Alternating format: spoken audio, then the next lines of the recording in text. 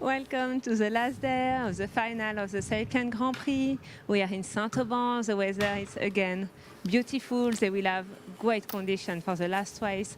It will be really, really exciting. But first, let's introduce all the team and the airfield we are on. Hello, Brian. So welcome to this last race of the Grand Prix, and we have a short, I think, video beginning for this day. There was no race yesterday, so it's no highlights of yesterday, but we want to introduce the platform of Saint-Provence. You can see the image footage from this morning. Yeah, good morning, good afternoon, everybody. Welcoming us again, Saint-Provence, in our commentators' room here. As Ben said, we thought you might be amused or interested to see how we managed to bring this to you. It's a full-on production of the Sailplane Grand Prix, and we have quite a lot of people involved in the team. Oh, yeah. And it's a mini film broadcast, but it's done almost entirely with volunteers apart from the technical team. So we have this usual organization of competition with competition director Régis, you will see. But then we have in parallel what we do us with the commentary and the video team, and it's two teams working together all day long, and also with French with us to make the commentary in French if you follow the French channel. So we are on the morning, yes, and you talk with Régis and Roger. So Régis, the competition director, thumbs up, yeah. And we have to coordinate the task setting, the timing, the weather information, the scoring from yesterday has to be done. And Roger, who is the chief instructor here at Saint-Provence, fantastic experience, Roger. And then we go to all the footage we use during the race, and we have to cut and edit everything with the video team here from IMASUD, and they do a huge job. And then you go to this kind of work now to make the dubbing of many things, because we do French and English all together. It's much more work than people would realize, to chop up the pieces of video that we have and recording that we have and put it back together with good audio. And then this is the live when we are talking together, and you have to know that the French are following what we do for the footage. So Sébastien with me is making all the editings with video team, and then the French we have to make all the commentary in French on the images. And the video team, IMASUD, doing a great job. Great job. They're professionals, and they are turning all of our output into something that you might understand. And then comes the usual thing, in every competition. So briefing, pilots are here. We talk about the task, and yeah, that's the usual thing in competition. And the tension always starts to mount after briefing. We get the gliders ready, the grid ready. They have a drone which is really good at picking out on the field how the layout, and to give you some idea of how it works on the airfield as well as behind the scenes. And we've managed to knit together this team. They came together just the day before the competition. So, of course, it took a couple of days to get everybody pulling in the same way and understanding how everybody else will work and coming to a common goal and what we want to do. But we hope that you've really enjoyed that, the images that we've sent, the coverage of the race and the commentary of the race. And we're looking forward to the next time we do it. Welcome to the grid walk. Let's see if we can find some pilots to talk with. Gintas? Gintas, are you looking for something? No, I'm okay. No, I'm looking for somebody to run my wing. We will find someone. Yeah, thank you. Now you have 1 week flying here. Do you think it's a lack of training that make it more difficult for you? Yeah, it's this place is far away from my home, so training is a problem here. But I've flown in this region a couple of competitions. Yeah, that's like I think it's the not the terrain the problem. The problem is the one that sits in the cockpit. Competition is really good. A lot of very good pilots. Yeah. It's very competitive environment here. It's like you really need to be very precise and no mistakes if you want to be in the first 9.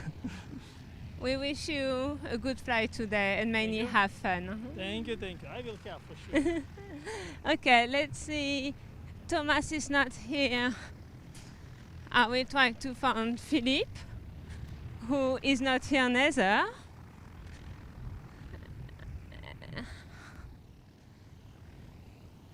And can we stop?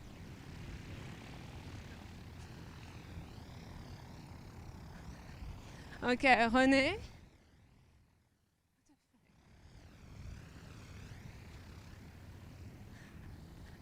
Hi, René. That's good that you're both here. I wanted to know, do we have any SGP in Chile soon? I think so. Yeah, we should have a national on January 2023. Yes. Oh, it would be so nice. We will follow that carefully, and I'm sure we will push for that bid. Chile is so beautiful. Thank you. Thank you. I think Philippe is back as his glider, and I would really like to have his point of view. Philippe. Philippe, attention à l'aile. Could you tell us what for you are the key points for today's flight? Today the key point, key point will be between the choice of flying high on the cumulus or low on the ridge, and the strategic point is called the Cabre, where it could be tricky because of a bit of northwest flow wind. So that will be very interesting. There will be a lot of options during the flight. Thank you. We wish you a good flight. Enjoy. Have fun. Thank you. And let's see. I wanted Thomas' point of view. Careful the wing behind you. Up the wing low. Thomas, do you have 2 seconds for me? Yes, 1 second. So Thomas is adjusting the probe. It's really important to have good information on the variometer. I just wanted to see, 2 days ago as a race, you saw Mario running away and you decided to follow him. Yes. Mario made a very, very nice road to the last 2 turn points, and I flew behind him. But you knew that it was a good move. I knew. I did the same even if he was not there, but he did a very good job. Thank you very Yes, much. And yes. today, have a great race. Okay, We will go back to follow the race in real time now Let us see in how it's CD, today. and we will cheer for you guys. Thank you. Have fun. Thank you, Claire. Difficult grid work today, and we have to explain why a bit also, because it's completely different compared to the other days. Yeah, really tricky. There's north wind on the airfield, and the situation at Saint-Aubin is that it's always better to launch to the south. But if the wind is blowing from the north at 5 knots or more, 10 knots, then they're launching downwind. So all the sailplanes were pushed back as far as possible to give the maximum run. And of course, it meant that the pilots went around at the few moments before the launch. But she caught the ones that we wanted to talk to, and everybody looks relaxed and ready to go. I was on the grid bench, and a lot of smiles, a lot of happy people looking at the sky. They're ready to go today, and we're looking forward to giving all the pilots a fun last contest and a fun last race here. Okay, so let's go talk about the overall score, because today is the last day, and it's we have to focus on these numbers you can see on the screen now, and the two top pilots, Sebastian Cauer and Mario Kisling, okay, 39, 38 points, and the third one is 22. So what can happen for these guys? Yeah, well, they can only look forward. Sebastian has to look over his shoulder. Mario only has to look in front, and then that will suit Mario. We have another race taking place. Oh yeah, behind this. Oh, yes, Max is 22, and he has, I think, 6 or 7 pilots can finish on the podium today. It's important to remember that on the last competition day, it's 11 points for the winner, which gives him a real extra big bonus. So just the winner has an extra point. Just the winner has an extra point. So we look at this and we can see right down to Thomas. Gilles Navas. Sorry, right Gilles down Navas. to Gilles. Could be the third place today on the podium, and Max who could drop. So Max needs to score some points. He needs to score some points, but he's pretty close to Catherine. But we'll talk more about that in a moment or two. The pilots who are really low down at the moment in their classification, they still will want to race. They'll still want to have a good day. They'll want to show that they can perform really well. And there's a podium to go for today. There's points to go for today. And there's only 2 pilots left with no points. And I'm sure both of those pilots will really try hard to score some points today. Yeah. We've never had a Grand Prix final with everybody with points. But it would be remarkable if we could do that. We launched the pilots, and perhaps we can have a 3D view of them on the current position. And let's talk about the 2 top guys, perhaps, to start. Yeah, and we want to talk first of all about our number 1 pilot at the moment, Sebastian. Sebastian's really experienced at Grand Prix flying. Oh, yeah. And he's a great tactician. He's capable of working out exactly how you should handle the flight. And this ability of Sebastian, we will see it today.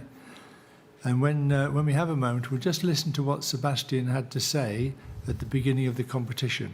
So let's have a look with Master Sebastian. We ask him about how to handle the tactic in flight for each day. And he's coming up in a moment, and we have the opportunity to look back on the interviews, and you can find all the interviews on the YouTube channel if you want to see what the pilot said at any time in the week. So let's go with Sebastian for this technical point about the tactic of a daily race in Grand Prix. The really way you do it, you choose your own way, not following everybody, but flying a little bit to the right, to the left, to get a better air, and that's it.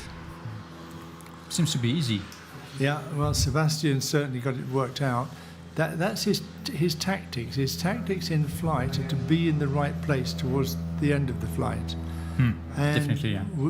But he has a strategy. He has a strategy for the competition. So full pictures, of how he handled a full championship like a Grand Prix and not just a race. So let's go to check what he is talking about this. In a Grand Prix, it's not about making a world record in speed. It's about coming in front of others. Pretty easy also. Yeah, he makes it sound easy. Master Sebastian. And it's really important to remember that with a place scoring system, whether you beat somebody by 10 seconds or 20 seconds is not relevant. What matters is that you're in front of them. 1 second is way enough. And we saw this week even where 2 pilots crossed the line at exactly the same time, but only 1 pilot could take the place. So he's really calm. He's like a master, and we can have a bit of a contrast compared to Mario Kisling, because we could see on the third day he pushed and won, and the 4th day he pushed and lost completely. So it was really interesting also to ask quite the same question to Mario. Yeah, Mario is quite a different sort of pilot. We saw Mario win the first 3 days by his individual flying. But he's also an engineer. He's a calculator. He is a technician in his flying.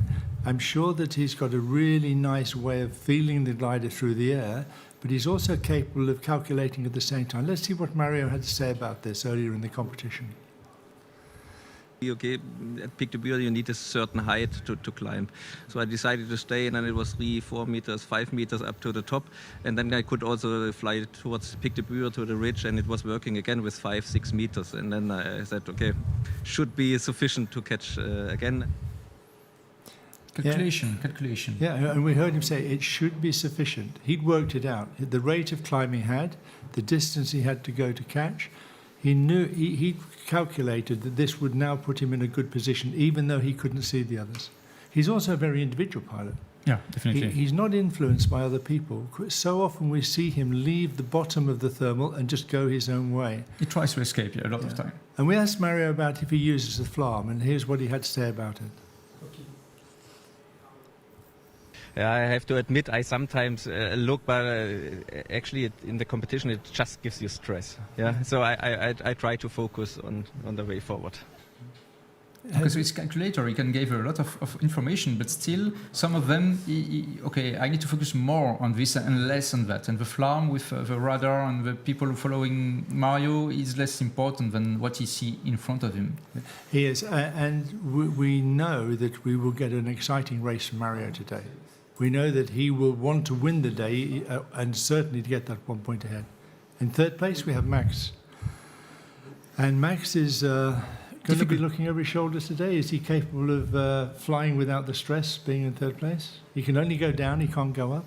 Yeah, he needs to protect his place. So it was also the question we asked him about who are the other pilots. He thinks it will be a competition today with them. So let's have a look with the answer. He has 6 pilots behind him who can catch him up. And he's very aware of this. He's very conscious of this. So Max will be coming up, and we'll see what Max had to say about this in just a second. It looks like we've lost Max for the minute. I don't know if he's coming, but if we don't find him, then we'll go on to talk about Catherine and what she has to do in 4th place. But I think Max will not be too stressed by this. I think he'll be capable of... He has a bit of extra points, 4 points, I think, compared to Catherine. But again, he knows that all the pilots behind, they are looking in front and not behind also. So this will be very interesting when we see what happens in the air. So let's go to Catherine Zenne. Yeah. First final for Catherine. She's here. She's not an experienced Grand Prix pilot. Maximilian won in Varese. He was world champion. And now we have Catherine, a new girl on the block.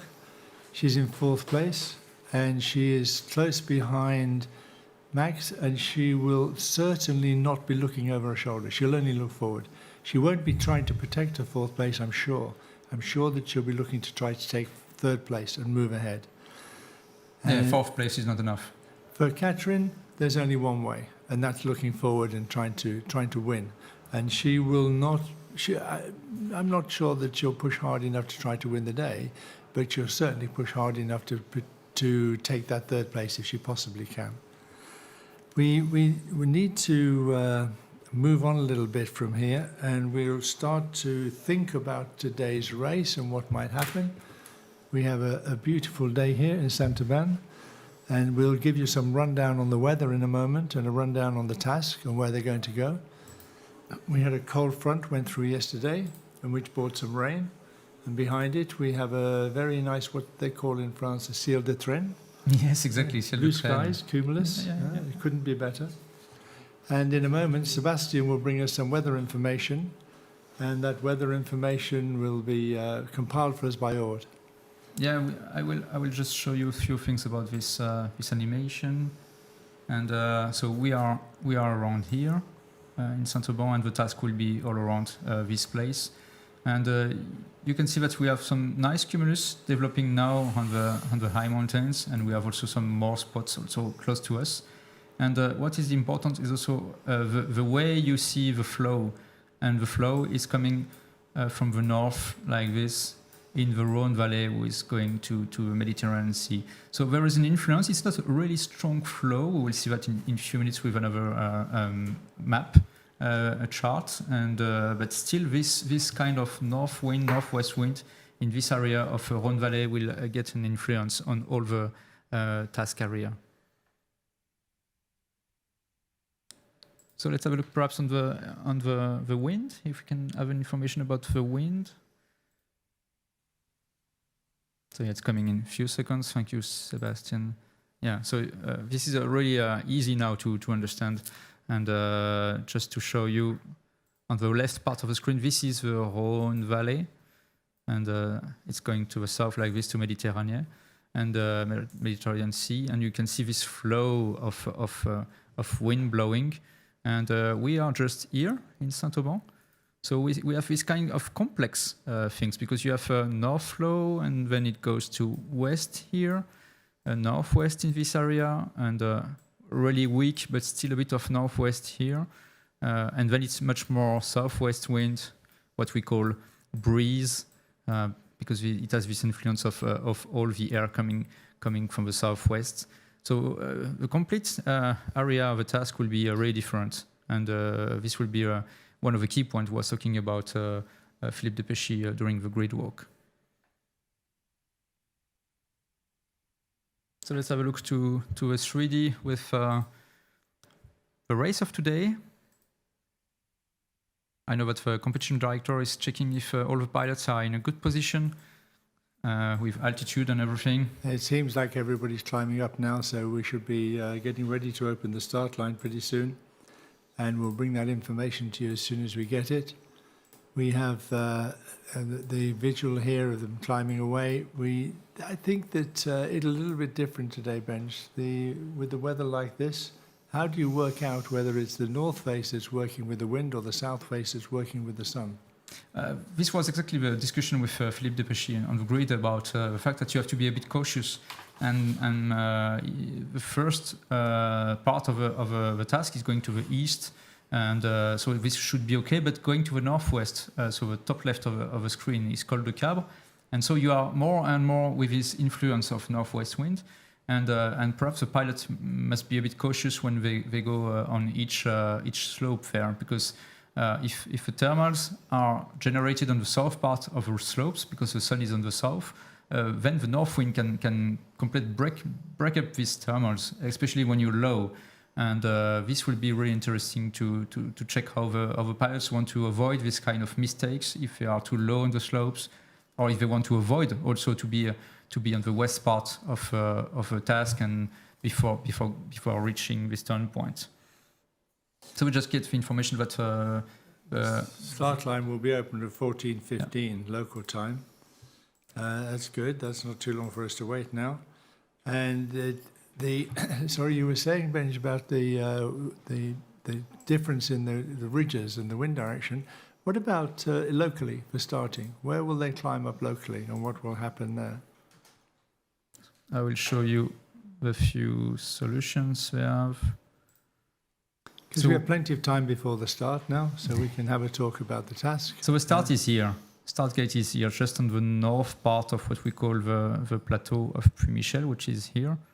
And many times, you can see that I think with the north wind, they use Crête de Lure here. And they use exactly this kind of weak south to southwest wind on the ridge because of the local thermal, but also the north wind, north to northwest wind. So we get a sort of convergence on the top of the Yes, we will see on the next. I think Sebastian he will show us more precisely. So we will focus on Lure from the side. In a few seconds we will have a perfect view is coming. Thank you, Sebastian. So we have this expected north wind, so coming from the right side of the screen here, and we could also have a lot of heatings from here, this area with no vegetation. So this makes a lot of energy with the sun, and this can make a really local small breeze from the south in this area. And this is what we call a convergence, because we have the weather wind, which is from the north, and the local wind just on this area is from the south, and this makes this what we call a confluence. And all the pilots, I think, are using this confluence with thermals which are going to the north, to the south like this, because then they are blown by the north wind. And this is the famous Lure where you get the wave with the north wind. But today is not expected because it's too unstable, and so it's not a wavy day. And not enough wind at altitude to create the wave. So it's weak condition from the north and weakest also from the south, but just the south wind will be a local south wind just because of a generation of thermic and thermals. And it's very handy having this mountain right next to the airfield. This is one of the great chance of Saint-Auban, because on each side of Saint-Auban we have complete different orientation of slopes. So whatever wind is blowing from, we have solutions, and this is really great place for that. It's really special. So if we look at the task again, let's look at the task overall and look at the area that we're going to fly in today and the turning points. So let's go to the start, yes. Sebastian will show us the start line. So let's go there. And, well, if we just keep an overall view for a moment, please, Sebastian, we just have a brief look. They're going into the hills and then across small hills, not along the big mountains, and they're going all the way up to the northwest and then east into the mountains and a long way south. Some people looking at this bench might think, well, why don't they fly in such good conditions along the line of the mountains, the classic route? It's a Saturday today. There'll be a lot of gliders flying in the region, and we want to be sure that the competition doesn't meet a lot of club gliders that are flying on the parkour in particular. So we've routed them over areas which are going to be away from the main routes for other people, and also it creates some interesting traps for the competitors. So it should give us an interesting race. Yeah, we are not in simulation e-sport, so we don't fly along the parkour. So this alignment of slopes on the east part of a race area, because for safety reason for sure. And we are today with a lot of pilots from everywhere in this south part of the Alps. And also for sure we want to have a more interesting race, because designing a race where after 20 minutes you know that it's obvious we will win, because you just have to follow the slopes is not really it's a problem with this sort of glide, with this sort of sailplane, that there's such high performance that if you fly right up into the big mountains, 3,500-4,000 meters, the rest of the flight is over. So it's actually only a race to get the altitude, and then it's a long final glide after that, because you can just slide down the hills.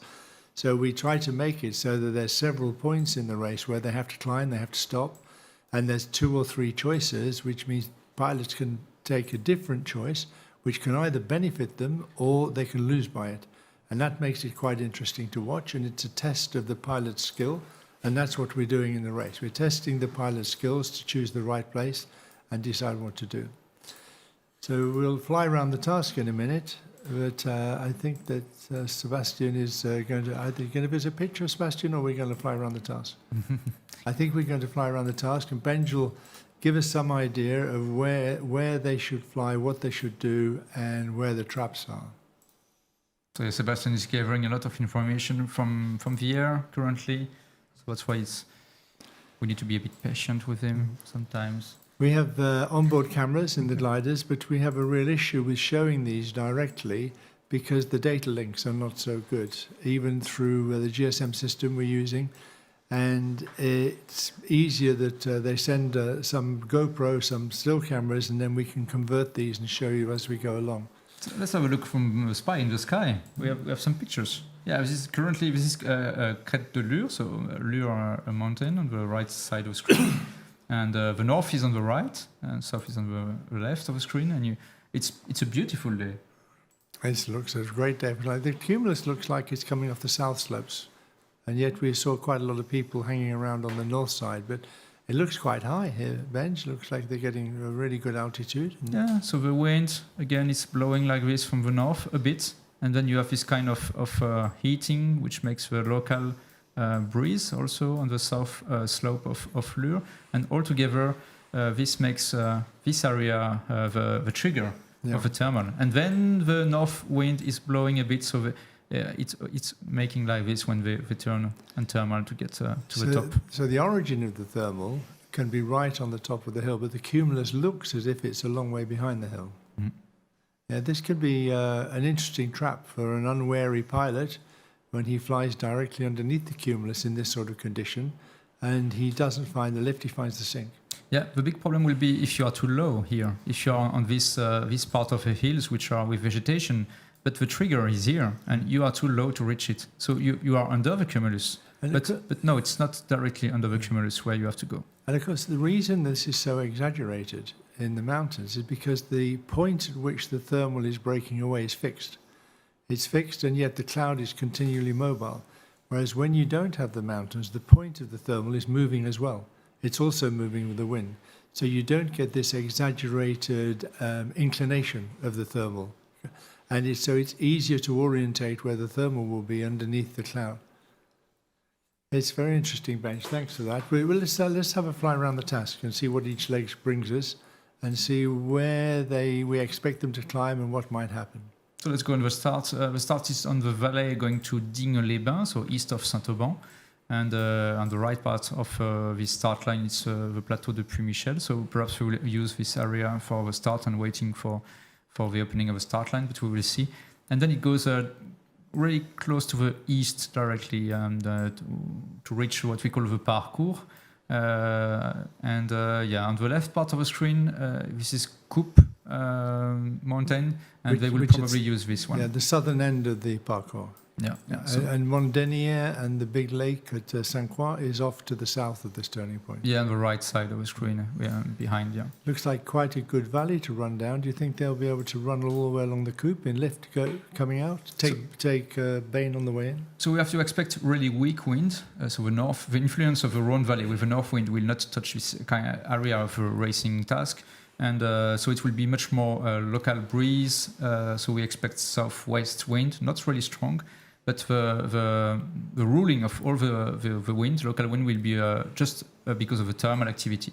So the pilots will have to think thermal, but still using all the slopes to have some lines of energy. It looks really good there. There'll be a great temptation to turn right and fly down the parcours, I think. The beautiful cumulus on it. But they have to leave. They have to go on the second leg and quite set a off long to the one. northwest. It is. Yeah. So we go back to the northwest, and you know this turn point because it was one of the drama of the turn point of I think the fourth race with Mario Kisling, because he was really low on the west part of Col de Carbes and he was not able to get over and go back to Aspres-sur-Buech. So we go through Digne city, which is just in the middle of the screen. We passed it now, and now the airfield of Saint-Auban is just on the left of the screen. So they will go not so far away from us. And over well-known countryside. Everybody will know this area quite well. This is now the area of Sisteron Valley. Louis gone out to have a look already. Some pilots, they know this valley well, and they know that it can be difficult. When you have thermal activity, you have to stay also again on the slopes, because everything is generated by the slopes to help thermals. So just where we looked a moment ago, we had the Gache and the mountains Auton to the south of Sisteron. If you climb high there, would you cross over to La Charbe directly to the west side and then work up the hills, or do you go to these mountains in the centre? Is it the Seilleuse, this one, or is... Yeah, we are just northeast of Saint-Auban for 20-25 kilometers now with this view, and you can see it's quite a pilot view. If you are high enough and you are thinking about, I could go there on Saint-Genis. Saint-Genis, that's or what I could go there on the... Yeah. Crête de Sel, thank you, Sébastien. Crête de Sel, yeah. But it addles your brains after 6 days of doing this. I'm sorry. So again, it will be all about, perhaps we have some thermals because we have some local south wind like this. But the problem is also that we are closer and closer to the Rhone Valley and the Buech Valley also, and perhaps there will be a bit of north wind in this area. So this will be the same story as on Lure a few minutes ago when we showed you these pictures in live. Perhaps it will be a bit tricky and you have to be really careful. That's why I don't expect the pilots, perhaps they will be really high where we are here.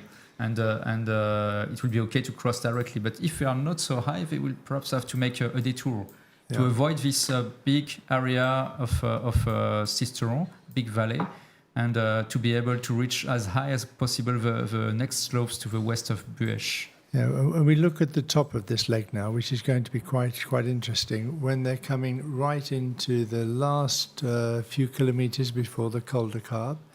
And what we'd expect them to be the west of track. We'd expect them to be on the hills on the left side of the track line. So you have again Saint-Genis here and Crête de Sel here with Aujour here.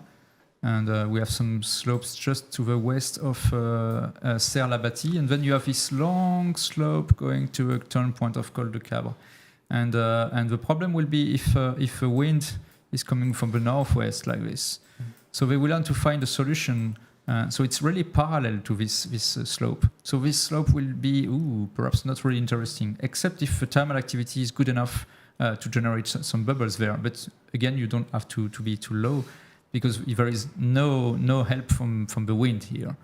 But then, yes, this one with a northwest wind will be perhaps interesting as a last slopes to gain altitude with a bit convergence wind there. It's quite interesting talking to Roger this morning that the influence of the north wind on the ridges is greater when you have more than 5 millibar difference between the Rhone Valley and the Italian border, I think it was. 5 millibar. Yeah, 5 millibar. If you have less than 5 millibar, you can expect a south wind. If you have more than 5 millibars difference, then you can expect the north wind to dominate. I thought that was quite interesting because I've never understood how you work it out. But if it seems to work out like that, it's a great guide to how you should tackle the flight. And today we have exactly 5 millibars. So just on the threshold. Yeah, so we don't know whether there's going to be a north influence wind or a south influence wind. Only the pilots will be able to tell us that when they come home. It was interesting also to follow the interview of Bostian Pustavec, because he was really happy when it was really different wind along the task, and always to detect from the cockpit, okay, it's changed now. I have to change completely the way I handle this area because the wind is different now. And so the pilots who have a bit of experience on the area and also a bit of experience in the mountain area with this kind of flexibility, perhaps will get the keys. Yeah, so the Col de Cabre's quite high, but they take the col and they come out, and then what happens? Yeah, it's not so high, but if you are low in Col de Cabre, then you have to escape with a northwest wind. But the turning point is not in the bottom of the valley. They have to get onto the col itself to turn. And I think that it can be difficult when you come out again. What's going to happen when they come out from here, Benj, if we look down the next leg? The problem is, again, if the wind is still here, because you can see that after Col de Cabre, you have this kind of gentle slope, and then you go to what we call les Apôtres, with the airfield of Aspres-sur-Bêche here at the footer. And again, this will be difficult if there is still north wind here, because the pilot will be in the lee here. So if you are low and you go along this, it would be not a good idea. So we know from experience that on the Les Apôtres, just north of the airfield at Aspres-sur-Bêche, if the north wind is dominating, it's quite turbulent on the south side. It can be turbulent and difficult. So if you arrive low, it can actually be quite difficult. Really broken. And you have to go on, but you're not in a good position. So what would you do? You go to the right, to the low mountains, or would you travel round the corner to get in the lee of the peak? And I think it will be really different if you are low or high enough. If you're high enough to stay just above the slopes, then it would be okay, because you can use this kind of conversions on local wind, and the thermal is much more easy to get when you are just above the slopes. So we can call it trap number 2. Yeah, trap number 2, and it continue when you go to the east now, because Pic de Bureau will be the same. So at one time you have to be, okay, I'm too low, I need to use the dynamic, and I go to the lower slopes, or I'm high enough to keep it the way on the high slopes. So actually, the tactics of this flight will depend a great deal on the cloud base. Yes. If the cloud base is high enough and the thermals are consistent enough to always stay above the tops, it should be pretty straightforward. And it should only start to become difficult when you sink down below the top in the wrong place. Like Thomas says, fast, fast, fast, and high. And high, yeah. Well, the two are not mutually compatible, but we'll see if Thomas managed to do that today. Okay, after Pic de Bureau, we go to this pass of a col, and then we go to a turn point, which is just east of Chabrière slope. And same story, but again, we have to think about, okay, it's more east on the task, more east on the race area, so normally much less northwest wind, and the wind should be quasi-west to southwest in this area, so less problematic, less a trap. So we should expect all these southwest facing slopes to work pretty well.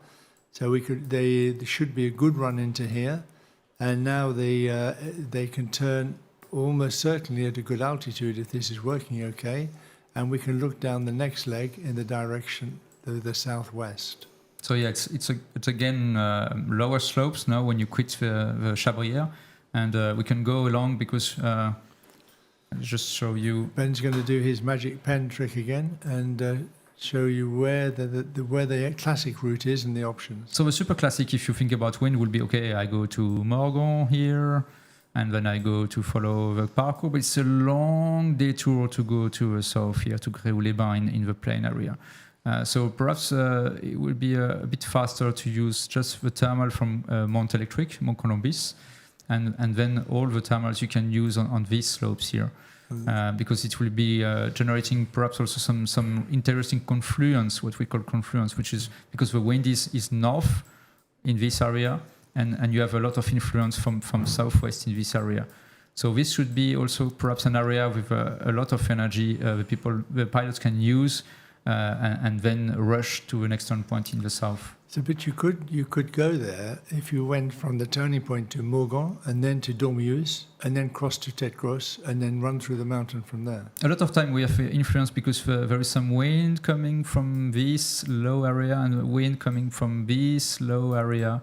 So this here is a lot of time a confluent area, and you can connect then to stay in this confluent wind before going to the north. I'm sorry, a lot of drawings now. So it's a compromise between kilometers extra to fly off track, energy lines, and staying high. A lot of compromise. And this is really interesting because we have pilots with quite different strategies. We'll take this. So we'll talk about that when we come to it. So we better just have a look at the last part of the flight and then we'll go back for the start. You're 1 minute and 20 seconds to a start. So then it's the last real turn point is in the plain area, really close to Vinon. And I hope we will have enough energy before crossing this area, but I think it will be really nice on the plain area of the task, so it will be okay. And then crossing back again to Sisteron. You know this story now if you follow the race from day one and back to the finish. So we expect that from a position point of view, if somebody isn't really close to his fellow competitor, it's probably over by that turning point. Yeah. If you're a long way back by then, there's not another opportunity to catch up. Or they make a big mistake. Yeah. But let's go to the start line now and check if from the top, if all the pilots are in a good position. We are 30 to 40 seconds before the start, and let's zoom in to have more information about who is with who and who wants to take the lead from this first leg. And we'll race. be watching carefully to see if Mario and Sebastian start together. 20 seconds to go. Everybody's going to be positioning. Kilo Whiskey seems to think he's just going to time it a bit too soon, maybe. 10 seconds. He's turning left so that he doesn't cross yet, and he's having to just go parallel. And he wants to get going. Oh, has he crossed too soon? There's a penalty for crossing too soon. There's a penalty for crossing too high. And there's a penalty for crossing too fast. So start is open, and 2 Lima, Kilo Everybody's Whiskey. away. Mario's quite a long way back in this. He's been a good altitude, but he's not been in his usual place out front. Sebastian's crossed early and he's well away. And we now will expect pretty much a straight run down to the first turning point with the first climb to be on Ben. I'm sure that Mario isn't really weaving around like that. I think it's a data issue. And sometimes we get confusing data points and it makes it look a bit strange.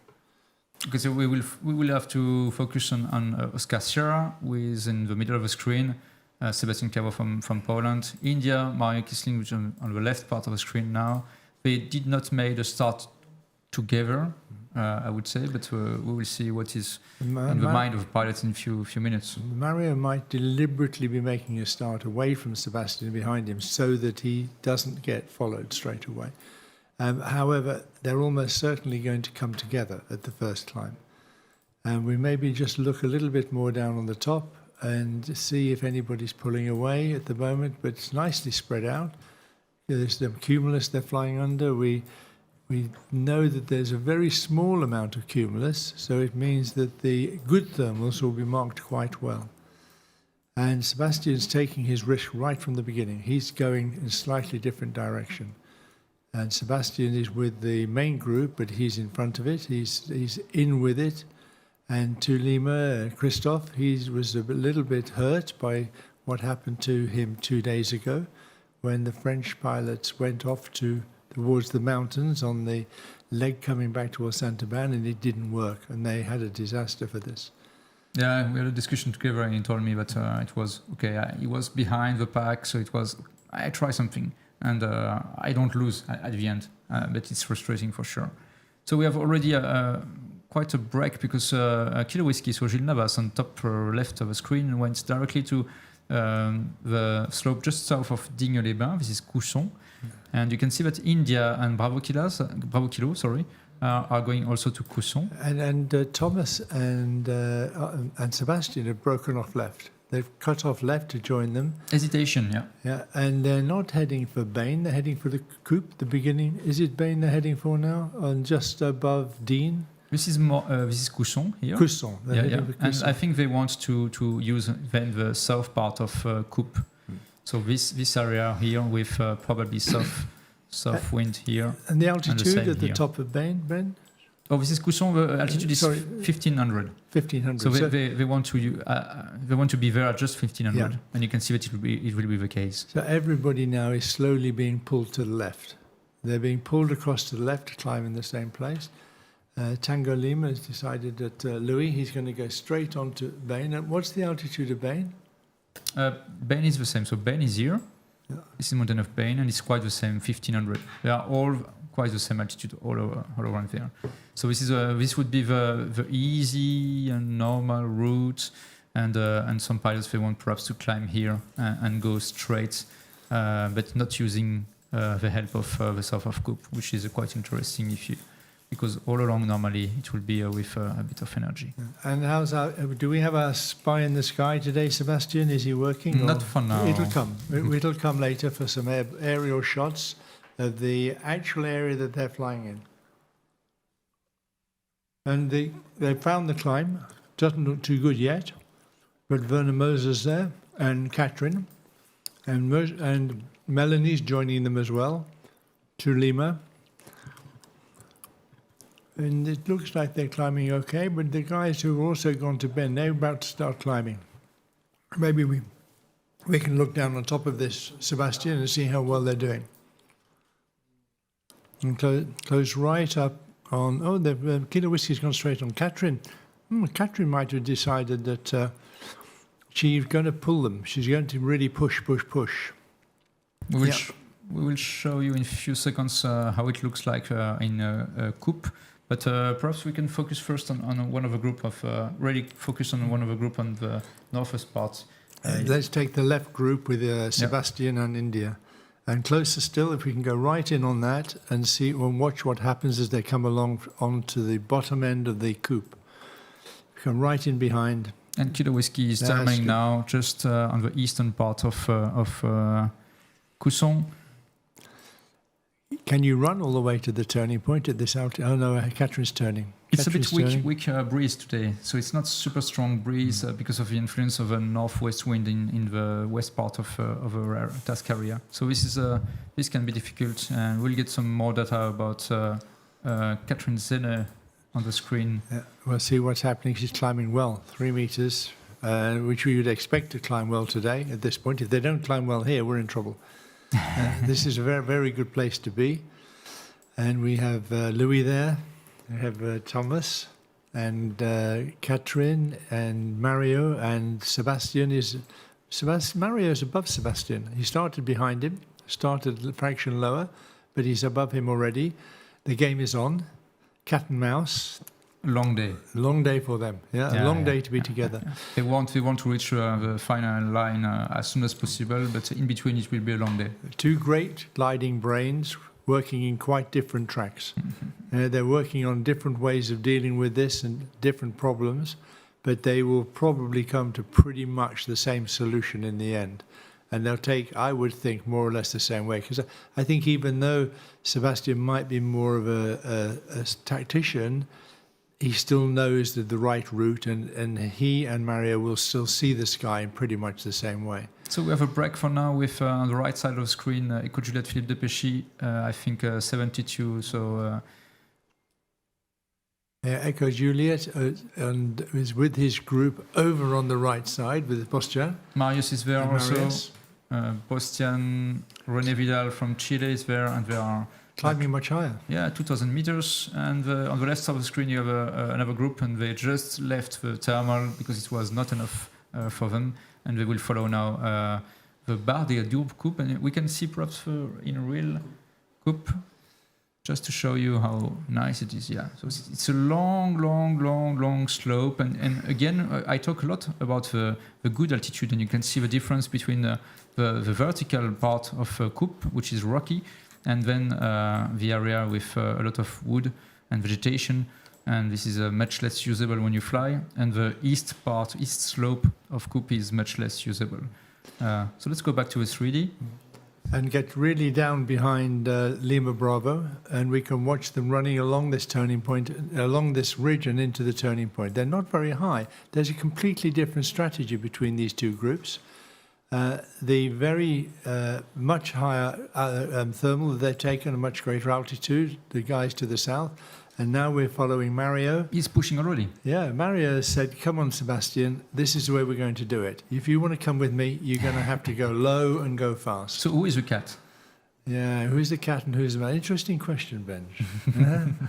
I don't know. Who's going to have the big smile on his face at the end of the day? Mm-hmm. We're going to have great fun watching this. There will come some point in this race when they split up a little. And if they do, then it'll get very interesting. But equally, if they stay together, it's all down to the final glide. And we know Sebastian has complained about his wing loading and the glider going well at high speed. And Mario's very happy, so the final glide could be critical on a race like this. Climbing really well now, and we will hope that the group that climbed in the east, which we'll pick up in a moment, and we'll be able to compare their altitudes and see how they're going. Super high. Yeah. So on the right side of the screen, you have a group with Thilo Ligaus and Philippe de Péchy. What is Oscar thinking? Louis Boudalek is 2,400 meters, and they go now to reach the first turn point of Barème Village. Left part of the screen, you have a group which is much lower, 1,700, with Sebastian Kawa and Mario Kisling, also Catherine Zenne. And where is Max? Where is Max? Where is Max? Wo ist Max? Yeah, he's with this group on the left side. He's with Mario and Sebastian, and I think that he's probably going to be very happy to stay with them. Max's best way of protecting his third place is to be with the group that finishes first. And he's with Catherine, so there's a good chance that Max, look, he's sitting back, he's higher, and he's saying, okay, Catherine, I'm on your tail. I'm on your case, and I'm not going to let you go. So we have distance on the right part of the screen, distance to the first turn point of Barème with less than 3 kilometers for Mario Kisling. I think the first to turn the turn point was Oscar Gudrian with Lima Golf, but quite low now. And we will see the difference in altitude on the turn point between the two groups. This will be really interesting to have this kind of gap. Oscar's more than quite low. He's really low. I'm not sure what he's thinking of. Maybe he just missed the climb at Bain and he just went through it and he didn't get it. And now he's decided that he can run the ridges. He's going to have to slow down along here to come out, isn't he? He's going to have to slow right down and come along that ridge and hope he can climb all the way along. Yeah, because he's in foothills, not on the main hills. He's in foothills on the south of Coupe, and this is a complete different life, again, when you are so low. But we will focus on the group who is now reaching the turn point, if we can focus on the turn points. So we have Tango Lima, Louis Boudalek, 2,000 meters, reaching the turn point now. And Eco Juliette, Philippe de Péchy, 2,100 meters. 3 Victor, Thilo Ligaus is much lower. And he's quite the same altitude as the group coming from the left of the screen, led by India, Mario Kisling from Germany. So we have already a gap with two different styles, and it seems that the straight way was better if you took the time to climb. How high are these valleys? What's the altitude of the valleys It's here? quite low, but it's difficult to get out if you don't feel comfortable and you are flying too low. For now, I don't understand what is making Oscar Goudrian going to the north direct like this. He's either going to a cumulus he can see forming, or Yeah. he's going to a safer area, but he's climbing now. So he's gone to a cumulus. He's got to climb reasonably well to get even back onto the coupe. We hope that he gets a good climb there and he can get himself out of there and on the second leg. Okay, so second leg will be to the top left of the screen, and so it seems that all the pilots now are following the usual way to go back to coupe south and then to find a good thermal somewhere on this slope. And Oscar's climbing okay now. He's not climbing well, but he is climbing. He'll enjoy trying to catch up, but he's got some work to do to get back into the race. So leading is, sorry. So no, everybody's coming cleanly now back onto the coupe. And now the next big question is, when do you leave the ridge and set off across the valley? How far do you go along here before you climb? They're going to need altitude at some stage quite soon.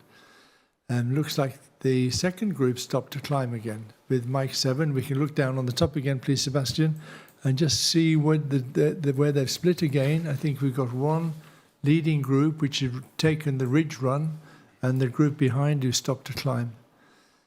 Yeah, and we just look a little bit further along the leg, and we can see Mario has gone on, and Sebastian's gone with him, and Catherine's gone with him. He's happy to operate at that height. And the good thing is Oscar's got that little bit more height he needs to get onto the ridge. And on the ridge, he may well be able to pull it back up as he flies along. So Mario still pushing, followed by Sebastian Cawa. They are quite low compared to the others. It's not low for any problem, but just compared to the others. And then Catherine Zena is just behind Sebastian. And then we have Lima Bros, Maximilian Says, who wants to manage Catherine in the air, so just behind. Catherine's managing to maintain just a little bit more altitude. She's doing a good job. There's 50 meters between Mario and Sebastian. Maybe there's a little bit of psychology in this, that if Sebastian can't quite catch Mario and can't quite match his altitude, he'll start to get more and more depressed as the flight goes on. But he's very tough mentally, and really tough guy. And he won't be worried about anything yet, because he knows there's a long way to go and there's a lot of flight to have. The time to worry is when you're in the last 20 kilometers and it's like this. I think that Echo Juliet, which is Philippe, de Péchy, is always leading. nice to watch. He's high. He took that good climb off Men. He's always great to watch, Philippe, because he seems to have a really nice way of choosing the right route and appearing high. He's a very consistent pilot, and he's not in the top few in this competition, but in the results of this competition, but he's certainly one of the top pilots in this competition, and knows the area well enough now to have a really good plan about what he should do. From what we saw with Philippe the last few days, he was, I think, much more comfortable and confident in the south part of the task, because it's lower mountains, but on the highest part of a mountain, it was more difficult for him. He's coming from French Britannia, so he's not a mountain pilot at first, and he knows the area, but making a really strong result in the highest mountain is a different story than just enjoying the highest mountain. And I think he made some few mistakes, and that's why he dropped in the overall score. And Louis with him, Louis high, and we have Bosjan there with them as well, and René, all high, and Marius with them. It's an interesting strategy that the Mario group with Mario and Sebastian pushed on hard. They haven't benefited, but they won't be worried too much about that. But I can think of at least 3 of the French pilots who would be so happy today to be with the day winner. Yeah, because it was a big struggle for the French up to now, and so it's a bit of a difficult time. But we have something really interesting now. We have complete break with India. So Mario Kisling on the right part of the screen, now thermaling on coupe, and Oscar Sierra, Sebastian Cawa going to the Cousson again, so the slope on the middle left of the screen. And the highest pilots, I don't need to go to Cousson. I can go straight to the north of Ding on La Big slope. But we've hardly seen anybody above 2,000 meters. We would expect at this point of the race, the potential is for a good altitude to cross over. But nobody seems to be too worried about climbing. And there's two reasons for this. Either the cloud base isn't that high, or it's so good ahead, they don't think they need to climb. Because it doesn't look like they're moving so quickly on the screen, because we have such a big area with a split like this. But they are moving really quite quickly. We can see that Philippe is doing 200 kilometers an hour. And so he's feeling quite confident. Philippe is really pushing on. And it's we have Bosjan there with him, and they're motoring. And India and his group, they're flying much more slowly. They're looking for an opportunity to go the same way, but they need to climb. So we made a detour on the right, climbing a bit on Coupe, and compared to the group on the left, extreme left now with Sebastian Kawa, is much lower compared to Mario Kisling now, 400 meters below, and is pushing on the slope of Cousson before crossing to the north. And we will see a real image from this area, just to show you in real how it is. And Max seems to have gone with Mario and Thilo. Lima Bravo, yeah. And Catherine has gone with Sebastian. Sebastian, yeah. So we have a split. So she's gone in the other split with Alfa Romeo, which I think is Gintas. So they're doing completely different way of tackling this problem. And it's going to be, I'm pretty sure that we're going to see them come back together. And the question is, will there be much altitude difference when they come back together? We see Mario now is doing 200 kilometers now, 210. That means it's pretty good. It means that they're very comfortable about what they can see ahead. They can see good cumulus, and they're confident they'll be able to climb quickly. When you see them speeds over the ground down at 170, 160, then you know the pilots are worried about what's happening ahead. So let's see for a few seconds a real image from this area of Saint-Michel-de-Cousson and Digne-les-Bains. So this is Cousson, where Sebastian was heading to, and he was on the right part of the screen, on the south slope of Cousson, and then he followed to the west and to the northwest this area. And then I think we will see on this footage the area of Digne City, Digne-les-Bains.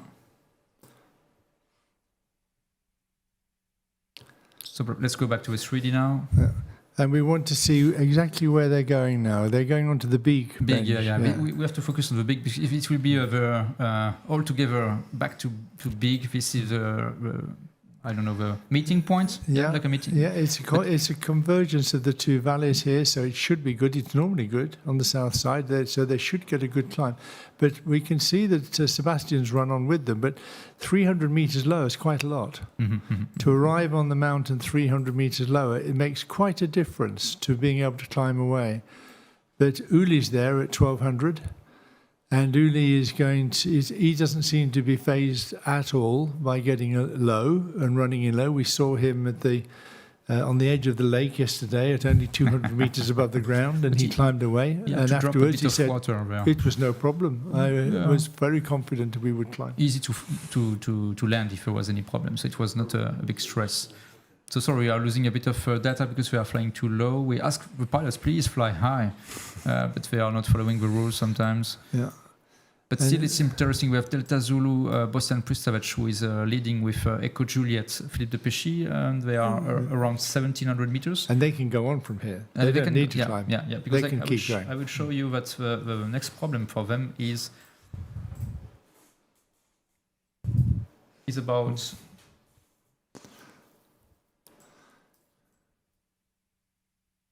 Yeah, the next problem coming, we are on the big here. And this is going like this. And there is what we call Auton here and Oribo here. And you have a solution to go through this pass here, through this pass here, but it's less comfortable because it's really long and flat. But this is perhaps one of the goals. They have to reach Auton and use the effect of the local breeze on Auton to get some altitude and then pass the next pass, which is here, to go to the valley of Sisteron towards the next endpoint. But don't you think they want to keep more to the right at the moment, to climb as high as possible on Oribo or Monge before they cross over to the west side of the valley, maybe? Yeah, there is Monge and there is Chouer here, and it's always interesting to use highest mountain because the higher the mountain are, the highest the ceiling with cumulus is. So it's perhaps a good idea to be, if you can, to the right side of a task, and then connect easily to the northwest. Yeah. And of course, thinking about the tactics here, even for Mario, even if he beats Sebastian, he's still got to get some points. So he's got to be in the points at the end. Have to be so in the points. he's got two races on his hands. One is to get home before Mario, and the other one is to be sure he gets some before Sebastian, and the other one is to be sure he gets some points. And some pilots are not so. The French are not so confident. They stop to climb a lot. They don't want to be so low on the area of La Bigue and then to cross the pass on Auton on the north. Christophe and Catherine have climbed together there, and they've climbed really high, so they can go right onto the top of Auribeau, the Manche, if there's a cumulus there, and take the maximum altitude, which gives them a lot of options. Sylvain's with them, and Sylvain's climbed up well, and Melanie is still climbing. Is here. Peter Pranek is here from Czech Republic. So it's not Catherine, it's Gilles I'm looking at, yeah. And Melanie also is there, and we had also some talk with Melanie, and she does not like to fly low. And so she takes a bit of time to be super high as possible and then cross to the northwest. Melanie's not so experienced, either in the mountains or in this type of flying, so she's absolutely right to be a little bit more cautious. It's a crazy thing to do, is to push on and push on and push on when you don't feel good about it. You need to take the altitude. And I think they're doing quite a good job at the back, because they will get a lot of options. And Gilles has now got a better altitude to come onto the Bigue and maybe run right through. No risk of getting stuck if you've got that altitude to start with. So perhaps we can go to Mike 7. Marius was one of the highest in this leading group, and you can see that he's already at 1400, which is not so much. But we will have a look about how he handled this pass of Auton in a few seconds. They will come onto the top again, and we'll get the data back from the airfield. They're not so high at the back. I don't see whether Mario. I think Mario's in that group, and he was 200 meters higher than Sebastian, which makes a big difference. So this split that took place as they came out of the turning point and off the end of the coupe seems to have been the first part of this race where there's going to be a division and a difference in idea of how to tackle the next part. Because if you haven't got the height, you have to stop and climb. Yeah. If you have got the height, maybe you can just keep running all the way along the tops. And the big bowl of the Valley of Cistron will be a no-go, I think, today, because everything will be about thermals on the slopes, and we are on Auton. Yeah, and we'd like to have a look right down close on there. So Echo Juliet, Philippe Depêché is leading with Tango Lima Louis Bodalik. They are just on the top of Auton, so 1,600 meters. Delta Zulu, Bostian Pristavec from Slovenia is just behind. So a good group of people who know the place or who are really specialists in mountain area. So it's a good group. And every every pilot who's been flying in Saint-Aubin in the past years will know Auton. They'll know that the classic route out of Saint-Aubin is to get to the top of Auton, and then you have the options to go into the mountains, but you can't really move away until you get to the top of this mountain. Yeah, Auton is really useful. It's like Digne-les-Bains, because we are really close to the 20 k's of the airfield. So you don't have to think a lot when you think about what altitude do I need to reach back Saint-Aubin. It's really easy. So as long as you're at the top, you can get back. Something like this. Even in a K21. Even in K21. Yeah. Not climbing as well as they expected, by the look of it. Yeah, I think so, yeah. It's a bit problematic. They're only climbing at 1.5, maybe 2 meters at best. And I think they passed through better in the Bigue. Sebastian's coming in lower down. Yeah. He's going to come along the sort of line of Vermeers onto Auton. No, he's coming through the col. He's coming through the col, but he's probably pretty low in through that col now. Must be quite low. Yeah, we have a view. He's low. Yeah. He's low, and come right up behind him, and let's see how well Sebastian can climb away at this point and see what happens to him. And we want to get on board with Sebastian. And Bravo Kilo also is there. Yeah. So if we can get on board with Catherine, really close into Catherine, and we'll follow them in and see how well they climb away. Everybody who is in front of them in the race is above them. We'll go back to the group that climbed high in a moment or two, but we'll just watch what happens here. Catherine won't be worried about being this altitude, but she'll be slightly annoyed that they've fallen nearly 400 meters behind Bosjan. Gintas is coming up on the left. It makes it difficult to climb here because there's not much space when you're this altitude. And India is already leaving, I think, because he had some problems to climb. So he went directly now to the next pass, and it's not so high. So he can get through. He can get through, but I always think, well, if I haven't climbed here and I'm in the best place, then why would I go to a place that's worse to try to climb? What we don't see is there a nice cumulus ahead. Well, they've all carried on, and we know that there are cumulus, but they're mostly on the north side of these hills, on the Sistron side. Mike Seven's there at the same sort of height, and René's coming in now, and he's at similar altitude. With a real image from the ground, and it's to the northeast of the airfield, exactly where they are now. And so you can see cumulus there, but it's like a bit of blue and then an amount of cumulus altogether, and again blue. So something is organized, and something perhaps that's why it's difficult for them. And then we will have also the next view, which is much more focused on Auton. So Auton is the rocky part on the right side of the screen, and they want to cross to the left part of the screen towards the northwest. And you can see that it's not so organized and homogeneous. It's more heterogeneous. And the clouds look very soft. Yeah. They don't look like really strong clouds. Echo Juliet stopped to climb, and Oscar Sierra is climbing underneath him. So this is going to be interesting. Did India go on? We can't quite tell yet because we haven't got there, but it looks like he went on, along with Uli. Mike Seven's there with Bravo Kilo, which is Catherine coming in. She's not so high, but I'm pretty sure that she'll be back with it soon. And Werner bringing up the rear. We just check what happened to the other group that's well behind and see where they've got to and see if they're taking the same route.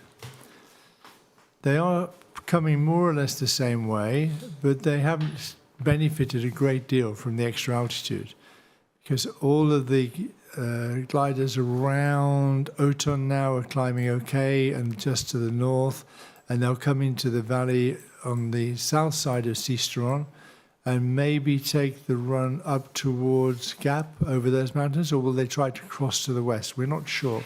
Next part is quite critical, but they're all together, so they'll mostly all do the same thing. If we look very closely now into our gaggle on Auton and see what's happening, or just beyond, and we can see who's climbed away in there. It's difficult to see at the moment when everybody's on top. So we go down a bit closer, Seb, and we can see that I think 2-5 and India are together. That's Uli and Mario. Not so high. Seem to be happy to push on, and I'm fairly certain that they expect to find better conditions when they get underneath that cumulus. Once they come under the cumulus that we saw to the north of the massif around Auton and Monge, they expect to find some cumulus. So we'll see if we get a good climb coming out of this in a moment or two. They're flying fast, they've slowed down to 170.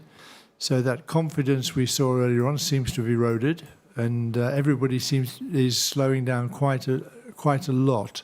So they're thinking, let's just test this first. Let's see how they go. So let's have a look in real footage with the area we are flying now. And this is Auton. This is exactly what they crossed a few minutes ago, and to try to climb, and it was really difficult. And they left this area of Auton before going to the north in the valley of Sistron. There's Auribeau in the background. Auribeau is just behind the Eco Juliet, so I'm sorry, no Auribeau, but yeah, it was Auton and what they left now. So Thilo's climbing, not very high. No, I think he's crossing to the north. No, he's still crossing. So yes, the leading right. group is now, I think, India. Mario Kisling with 25, Uli Schwenk from Germany, and they are close to the airfield of La Motte du Caire, and they want to go, I think, the point is Malop, just before the valley of Gap Talar. So yeah, they are reaching now the slopes just east of the airfield of La Motte du Caire. And Sri Victor is following them, That's, yeah, superb view from the hills just east of La Motte du Caire. They're having fun. They're having fun, but they'd like to be having fun higher up. Yeah, higher. Yeah. It's not high. It's not a problem. But at this sort of altitude, they can run some of the ridges, but their options are very few. They have to find something to get from one ridge to the next. But Sebastian is not higher. Yeah, no, not at all. He's keeping up. Yeah. It's a fun day when you decide to follow Mario when he's pushing out, because you know you're going to have to fly low. You know that he's going to try the ridges. He's a danger. Yeah, and this is the valley of La Motte du Caire. Yes. And they're in the classic place. Yeah. The next classic place is the face we can see beyond them. The white face at the end of the valley is also great, just before they cross onto the area around Gap. Now the climb, yeah. Climbing well. Looks not too bad. It's not really strong, but Uli looks like he's got 2 or 3 meters, but maybe that's all they can expect. So this is Malop here.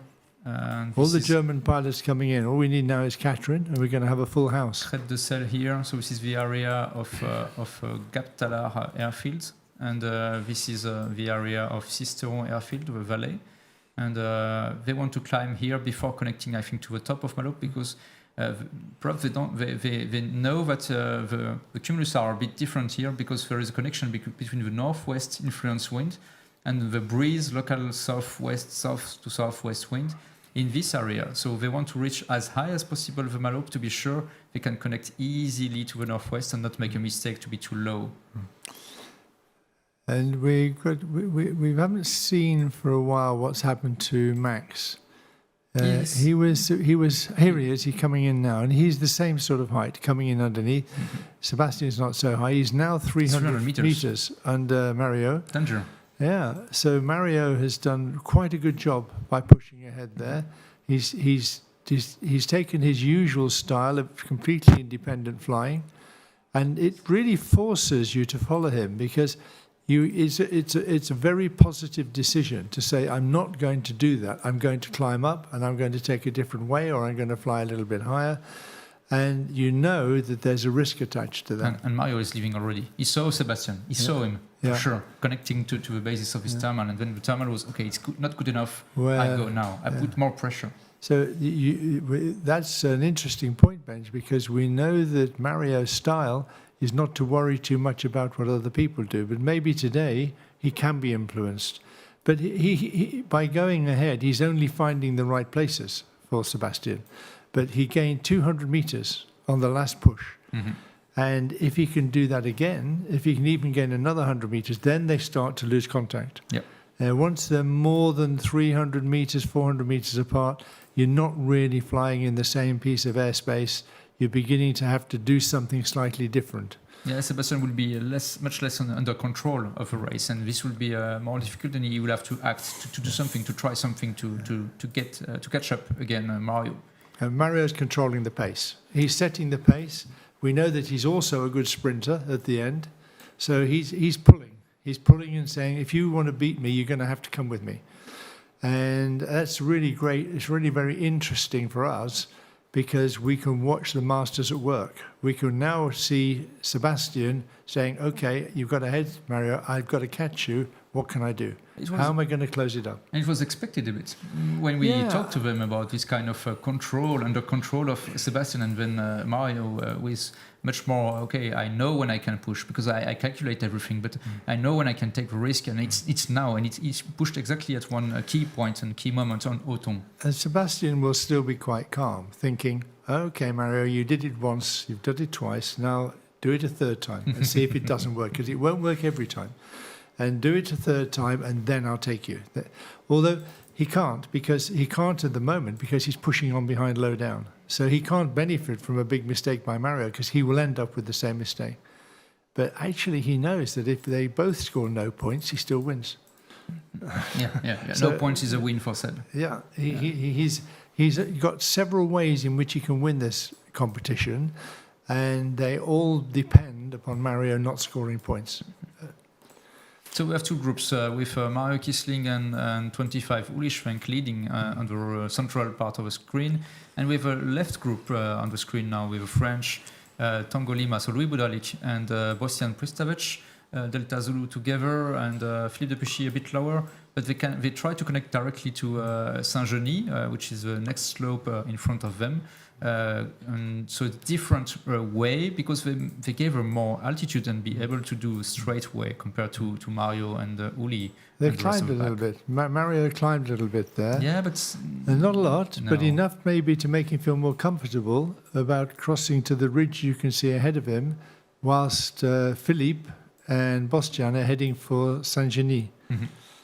And Saint-Genis should be good in this weather. If you're above the top, it should pull quite well. It's always the same story if you are above the top, and then it will be a bit risky if you connect directly below the top, because Philippe's not looking so high. No. He relies much more on the thermic activity on the south of the slopes of Saint-Genis, and the other guys, so Tango Lima and Delta Zulu, will connect directly on the top, so much more easy and comfortable. And Bostian doesn't know the area anything like as well as Louis, and he's flying quite happily with Louis, and that gives him an edge because he's got the altitude, and he said, well, Louis, you're a local pilot, you'll know exactly where to go here. Let's find the climb that takes us into the west side. Where's the spot? Yeah, Where's please, the spot? show me the spot. Yeah. So we have two groups left of the screen with Delta Zulu, Bostian Pristavec and Louis Budalic quite high, connecting to Saint-Genis slopes. Echo Juliet, Philippe de Péchy is much lower, so it would be a different story. And on the right part of the screen, India, Mario Kisling and 25 Uli Schwenk, who will connect to Crête de Sel.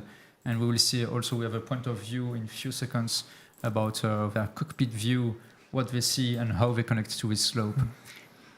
They have to be careful because in this area, a lot of time when the wind is a bit north, it's parallel to the slopes. And you get there and you get very disappointed. Mm-hmm. But very soon now we shall see Mario come into the area you'd expect the lift. And if he slows down to 160, 170, then it's a good sign for him that he's found the energy line and he can just cruise and climb at the same time along the ridge. Normally, Benj, you'd climb here. You'd find a climb to continue to cross over to the west. And there's really nowhere to go if you don't climb. You're going to be very low, arriving onto La Charbe, onto Saint-Genis or somewhere like you. It's difficult to change over. He's climbing now. He's pulled up really well. He's got the energy. Here. Because it's a long way here, this Crête de Sel, and then you have what we call Aujour, which is much more to the west and which will be okay. And we have Saint-Genis here. And the problem is the wind is like in a tunnel here. So the northwest wind can be strong and not helping at all on this area. So they want to climb a bit before going to here. Yeah. So and this will be perhaps a nice spot, but it's a long way to go along. But he's flying slower, so he's flying in good energy.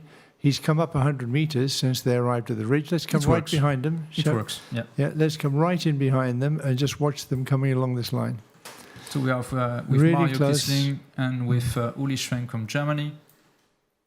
And we go along Crête de Sel, and they want to connect to the northwestern part of Crête de Sel, which is called Aujour, really close to Serre-la-Bâtie, where Klaus Hollmann is flying. So all the German pilots, they know this area really well, and they know how it works.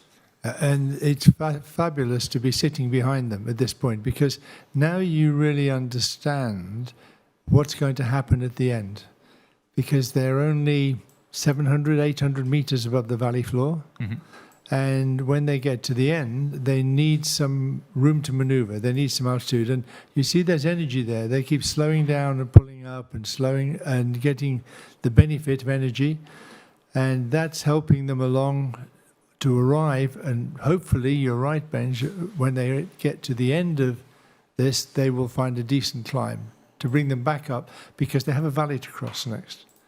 Can they connect this ridge with the small ridge that runs across near Serres? Yeah. So they could actually continue to run, but quite low. And we will have a view from the Serre-la-Bâtie.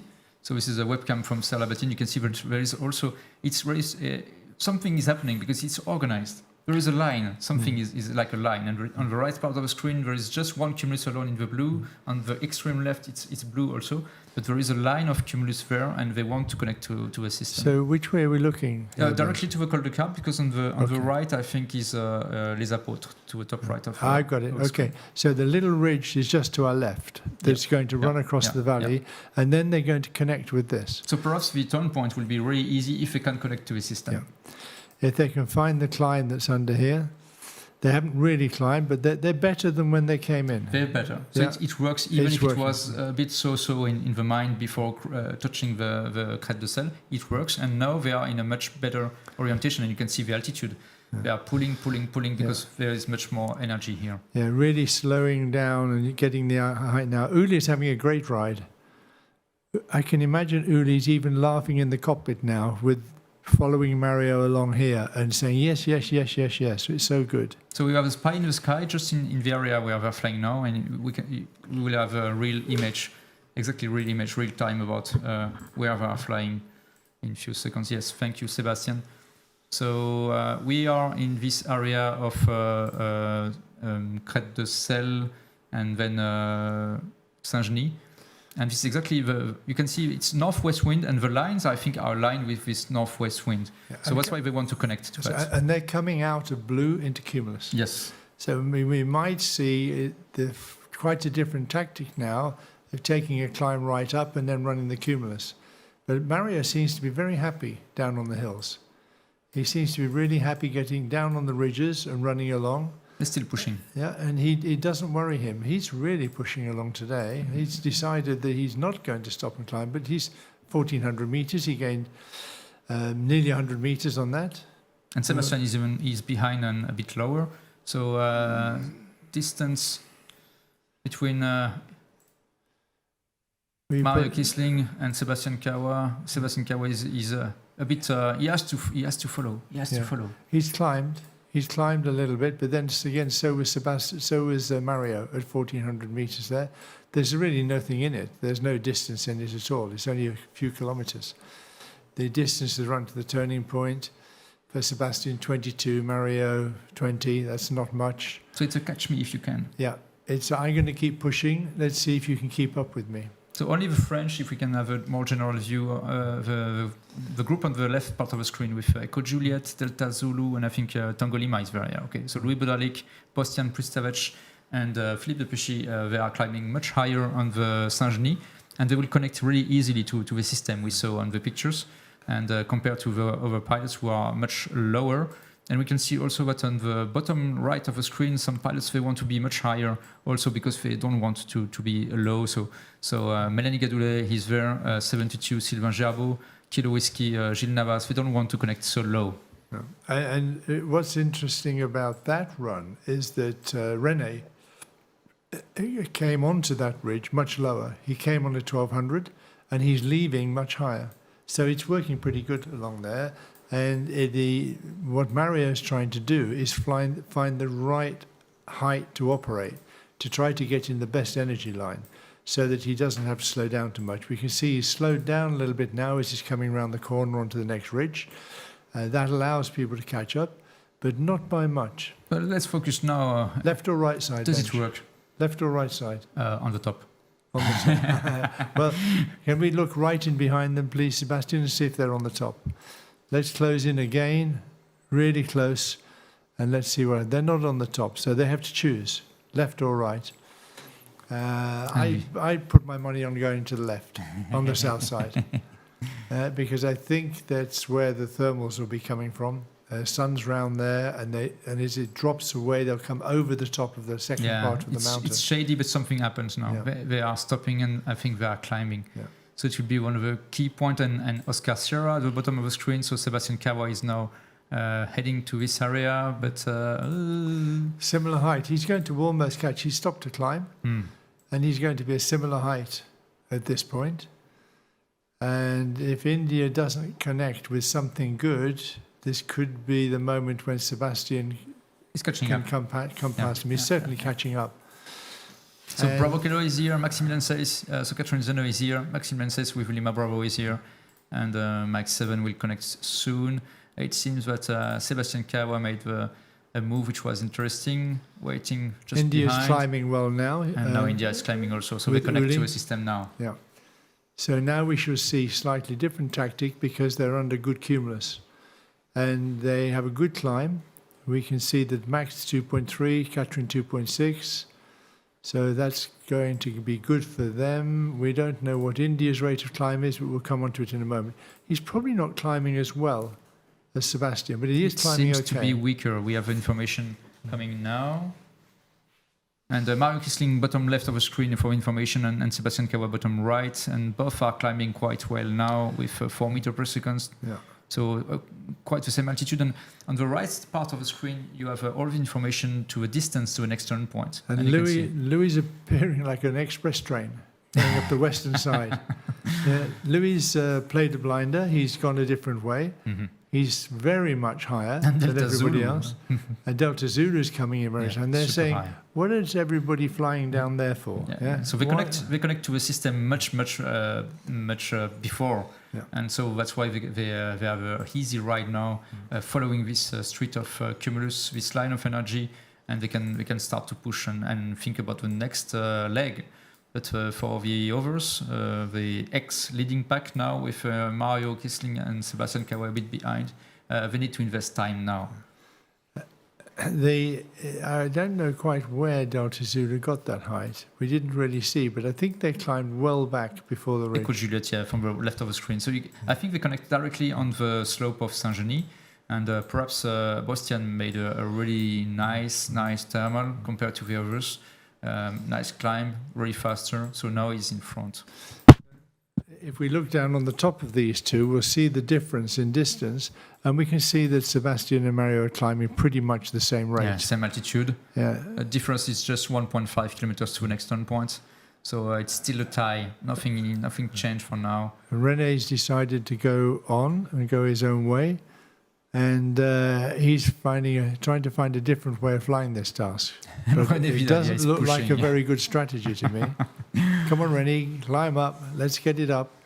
Every day he's asking, okay, did I make something wrong? And we have to tell, okay, yeah, just at this point you did not connect to the same system to the others. And they made a stop and they climbed, and you were in a struggle. Yeah. So we know that the local knowledge is difficult to accommodate in just 1 week. Because one has to have a lot of sympathy with pilots who've never flown here before. People like on a day like this, because there's a classic way of flying it. And even when somebody's explained it to you, you don't know what it looks like. You don't know what it's going to feel like. But if you've flown here a lot, then you know exactly what it's going to look and feel like. So Sebastian Kawa is 1,800 meters, Mario Kisling is 1,800 meters, and they are climbing quite well, both. Sorry. And we wait just when Mario will leave this thermal, because he's the guy who will push, I think, again, because he will connect to a system and then he will push really hard. But Bostian and Louis there, they can run away with this. Yeah. They can completely run away with this task. Mm-hmm. If they've now got the advantage of distance and altitude, they don't have to take risks now. They can be much more conservative, not much more, but a little bit more conservative, and it gives them the option because it's place scoring. And Sebastian is coming to a thermal of Mario now. He wants to connect now. He wants to manage the distance between him and Mario now, as soon as possible. So, and Mario is going to be nearly 200 meters higher by the time Sebastian gets there. Mm-hmm. But we've seen from the spy in the sky that there's a nice line of energy here. René hasn't found it, but the guys who are higher found it. And that line of energy is going to allow them to run on really quite quickly into this last turning point. Yeah, this will be a 100 meters difference between India, Mario Kisling, and Sebastian. And perhaps Sebastian will keep pushing because he wants to use this line of energy. Yeah. He's turning to the left. He thinks it's better. And Mario said, "Okay, Sebastian, you're here. Let's go. Let's play again." Maybe Sebastian had a look out to the other side, see if the thermal's any better there.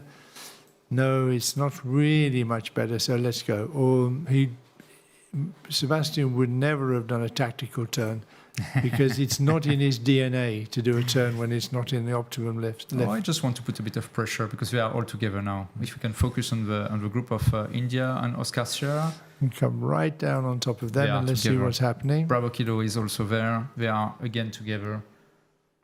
the game starts again. Just 70 meters, I think, difference between Oscar Sierra and India. And I think India will leave really soon the thermal if it's not good enough. It's just, well, he's now climbing where he should have been climbing from the beginning, but of course you don't know that. He's got a better climb now, and he's tried to break away twice. He'll try again. He'll push on again, and Sebastian will have to go with him, but they're more or less the same height now. So all the pilots we were talking about in the intro of this race are all together, because we have Mario, we have Sebastian, we have Maximilian Lima Bravo, and we have Kilo Whiskey, Catherine Zene. It's still a tie for now, and it will be really difficult to predict what will happen in the next 1 hour. Yeah, the Catherine's done very well. She's done really well to catch up. She was dropped by several kilometers and about 400 meters when they left Autun, but she's come back in, and that's what Catherine does. We've noticed consistently throughout the competition that she's caught back up when she's dropped behind. She's not somebody who drops behind and then drops further and further behind. And Sebastian left now. Yeah. And we'll see what Mario... Okay, 25, Uli Schwenk left, Lima Bravo, Maximilian Says left. India is leaving now. So Sebastian took the lead now. Yeah, will we see a different tactic from Mario? To say, okay, I'll play your game, Sebastian, I'll sit with you until we come to the final glide. Because there only has to be less than a second at the end to make the difference in the points.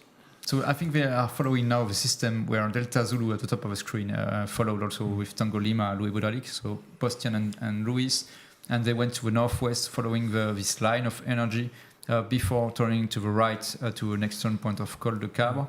And it seems that it will be an easy ride to the next turn point, and they will be quite high when we see still 2,200 meters for Bostian on the top right of the screen.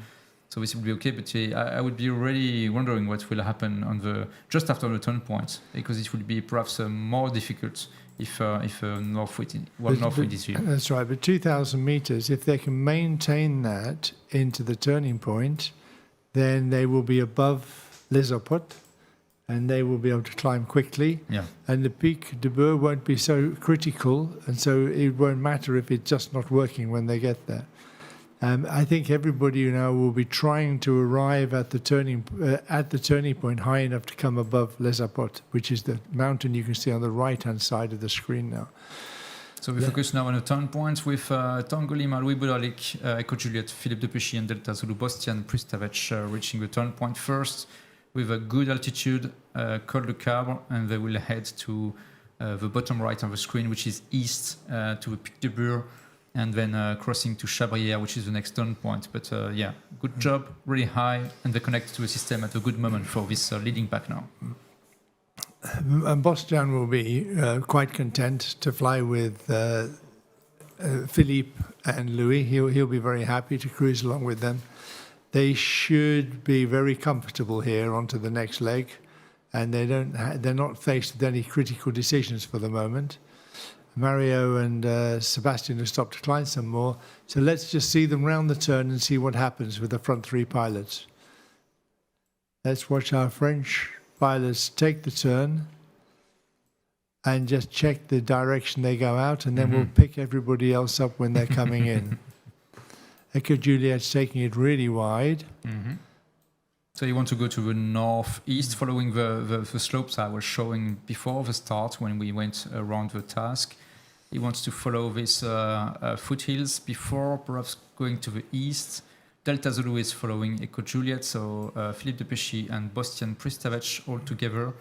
And it will be interesting when we have back the information from Tango Lima, Louis Bodalik, where he is heading. He's perhaps heading direct to the slope of Les Apôtres. Well, they're going a little bit more to the north, but the Col de Quoau, which is off to the north of here, is the dividing line between the North and the South Alps. So if there is any northerly influence, it'll be off to the left of the screen. And the south influence will be to the right of the screen. And we're looking here at pretty much the dividing line between the North and the South Alps. And if these guys are really lucky, there's a bit of a convergence. So you have influence of this valley of Bueshire, and perhaps you have a slight southwest wind because of thermal activity, but still coming from the north and the northwest on these hills here, we should perhaps have a more northern influence of the wind. So that's why they are making something, and they try to find the best line of energy in between these two influence of the local wind and the main wind expected on the northwest. And recognizing when you're in it, and when they leave the Alps-sur-Bouche area, they're back into the south wind area, into the southern Alps again, and it'll feel quite different. So now we can pick up the group coming in. There's Sylvain, he's doing a very good job today. And we look right down on the gaggle that's coming in here. There really is Catherine, and we have... actually, we've got Gilles in there. Gilles is leading the way at the moment. Gilles is doing a good job. Mike 7 is a bit below, and Thilo is a bit below. And Oscar Sierra and India are together, really, I think, really high now. They are connected to the main line of energy, 2,600 meters. And if you can focus a bit more on them. I don't believe it. There's Oscar. I don't believe it. Oscar, how did you do that? Yeah? To come back off the end of the coupe, dragging his feet on the ground, and now he's way up here, having brought himself back into the race. We said it'll be tough to get back in the race, but he's done it. He's pulled himself back into the race. He's up at a good altitude. Oscar's a really cool guy. He doesn't get stressed. No, and never. He will have just said, okay, I'll just find a climb up, and then we'll carry on and see what happens. Thilo's not doing so well. He's not got the altitude of the others. He's going to have to find a way of catching up, and it's not going to be easy now, because this is going to be quite a high and fast run from now on. They have to invest a bit now. They have to connect to the top of the system, right to the ceiling of the cumulus, and then rush to the next turn point, because you could see that Echo Juliet and had to make a round to the northeast of a turn point to still connect to the system. So you want to be as high as possible and then turn the turn points. Yeah, two Limas running in, and I think that we just check and see if 7-2 is turned yet. He's very close to the turn. He's Sylvain's coming in. Yeah, he's running the turn point now. And Christophe's running in. This will be all the French pilots around the turn except Gilles, who's coming in soon. They'll be happy. They've had such a miserable day 2 days ago. And Maximilian says he's in another race for now. He wants to stick with Catherine, he wants to stick with Sebastian, he wants to stick with Mario. So for now, it's not the time for him, the best time to do something. So there's 4 in front of Mario and Sebastian. They must be careful not to let that grow to... Mario must be careful not to let that grow to 7 or 8, because it starts to make it impossible for him to pass. Kilo Whiskey's doing a very good job today. Gilles, he's always there with it, and he's very experienced pilot. Gilles, he's been flying for many years in the Alps, flies a lot out of Fayence, long distance flights, and he's always comfortable here. I think with Gilles, he flies almost every day, and whenever there's a possibility to soar, you'll find Gilles in the air somewhere and going flying. And he won't. For him, it's a natural environment. There's nothing alien about what happens here, and he can work it out. He can understand what the weather's doing and which way to go. Melanie's coming in. She's a bit lower, but she's doing a good job. She's still with everybody. It looks like Mario actually didn't have such a great tactic to allow everybody to pass. And that's when happens when you get cat and mouse. Everybody follows him thinking, right, this is the way to go. And the people who behind have chosen a different route just leapfrog you and come out in front. He made the job for quite a lot of pilots for today, and there is another group who made a different decision, and it was wise to be higher. So for now, it was not so in a luck, but still. So let's pick up our leaders if we've got data. We'll pick up the leading pilots and see where they are, which should be Louis and Bastien and Christophe. Yep, they're on Les Apotes, timing well. Let's focus right down on them and see how they're doing. They should be getting near to cloud base now. Yeah, expecting it's 2,600 meters on these kind of slopes because they are not so high, and it will be easy connect to perhaps Pic de Bure to the east. And so Yeah. Juliet is Philippe de Péchy is the highest now. He made a really wise turn on the turn point. Delta Zulu is with him. Bostian Pristavec and Tango Lima at the bottom is Louis Budalik. And we're looking at cloud base, I think. Philippe's leaving. Yeah. 2-4, that's going to be cloud base. And Bostian is just coming up to cloud base. Christoph's got a little way to go yet. As they leave at cloud base, they've got a really nice altitude now. And Philippe can decide what he wants to do. The sky's his. He's got Cumulus ahead. He knows the route. He could take the mountains to the right. I'm not sure what that's called. That's the Seuse. Yeah, it's difficult to say, the Seuse. Or he could go onto the peak. And he will have Cumulus marking the route for him. And let's have a view of pilots in real now, because we have some footage. Okay, so nice Cumulus, and some pilots are together and gliding to the next turn point. Yeah, thank you for this image. And yes, it will be really interesting to check if Eco Juliet is going towards the top left of the screen, which is Pic de Bure, or perhaps on the right of the screen, which is much more Seuse, so lower slopes. But it seems that he goes now to Pic de Bure, and we can have some image from also in a few minutes in real from the spy in the sky of the actual weather and in the area where they're flying. And we know that they will pick up a line of Cumulus here, and it will help them to find just the right energy route without having to worry about whether or not the peak is working, whether it's Seuse that's working. And we will very quickly see if the following group can catch Philippe. He's got a really tough job on his hand to stay out in front, but he's in a good position. Yeah. He'll be feeling good. So leader is Philippe de Péchy, Eco Juliet, followed by Delta Zulu, Bostian Pristavec, and then Tango Lima, Louis Budalik, heading to the Pic de Bure, and they just left Les Apôtres. 72, Sylvain Gerbeau is climbing now on Les Apôtres, and connecting is the followers with the pack of Oscar Scherer, Sébastien Kawa, and India Mario Kisling, now on Les Apôtres.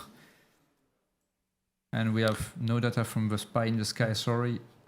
We'll wait a bit more. It looks like Sebastian's gained the edge on Mario in altitude. He wants to maintain that now. We're heading for a point in the flight where you need to be in a good position. And Sebastian is not following Les Apôtres. He made it straight to Pic de Bure now, compared to India, who is using Les Apôtres. This is interesting, and perhaps this is a point we will have to focus on to know what happened.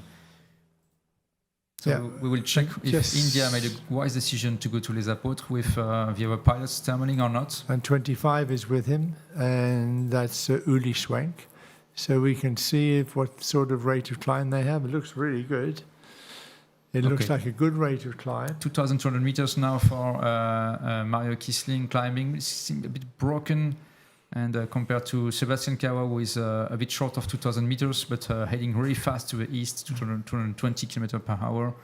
And the next turn point is still quite far away, but it can be a split now. Yeah, and we will see when Philippe and Christophe Abadet arrive at the Pic de Bure. We'll go back to them in a moment, and we'll see whether that's a good plan to go that way. And we should get a good idea of whether it'll really benefit Sebastian or not. There's quite a group together here, and they're all good pilots. We've got Catherine, and she's doing a good job here to stay with who we got? We got Mario, and to Lima, which is Christophe. He's still in the same thermal. Yeah, Max is not here. Max is with Sebastian, I think. Yeah, I think Max has gone on. Yeah. Lima Bravo is with Sebastian. They went direct to a Pic de Bure, on the footer of Pic de Bure now. And so we have a split, completely split, with still Eco Juliet, Philippe de Péchy now really close to the foothills of Pic de Bure. And Bostian Pristavec is there. Tango Lima, Louis Budalik must be there also.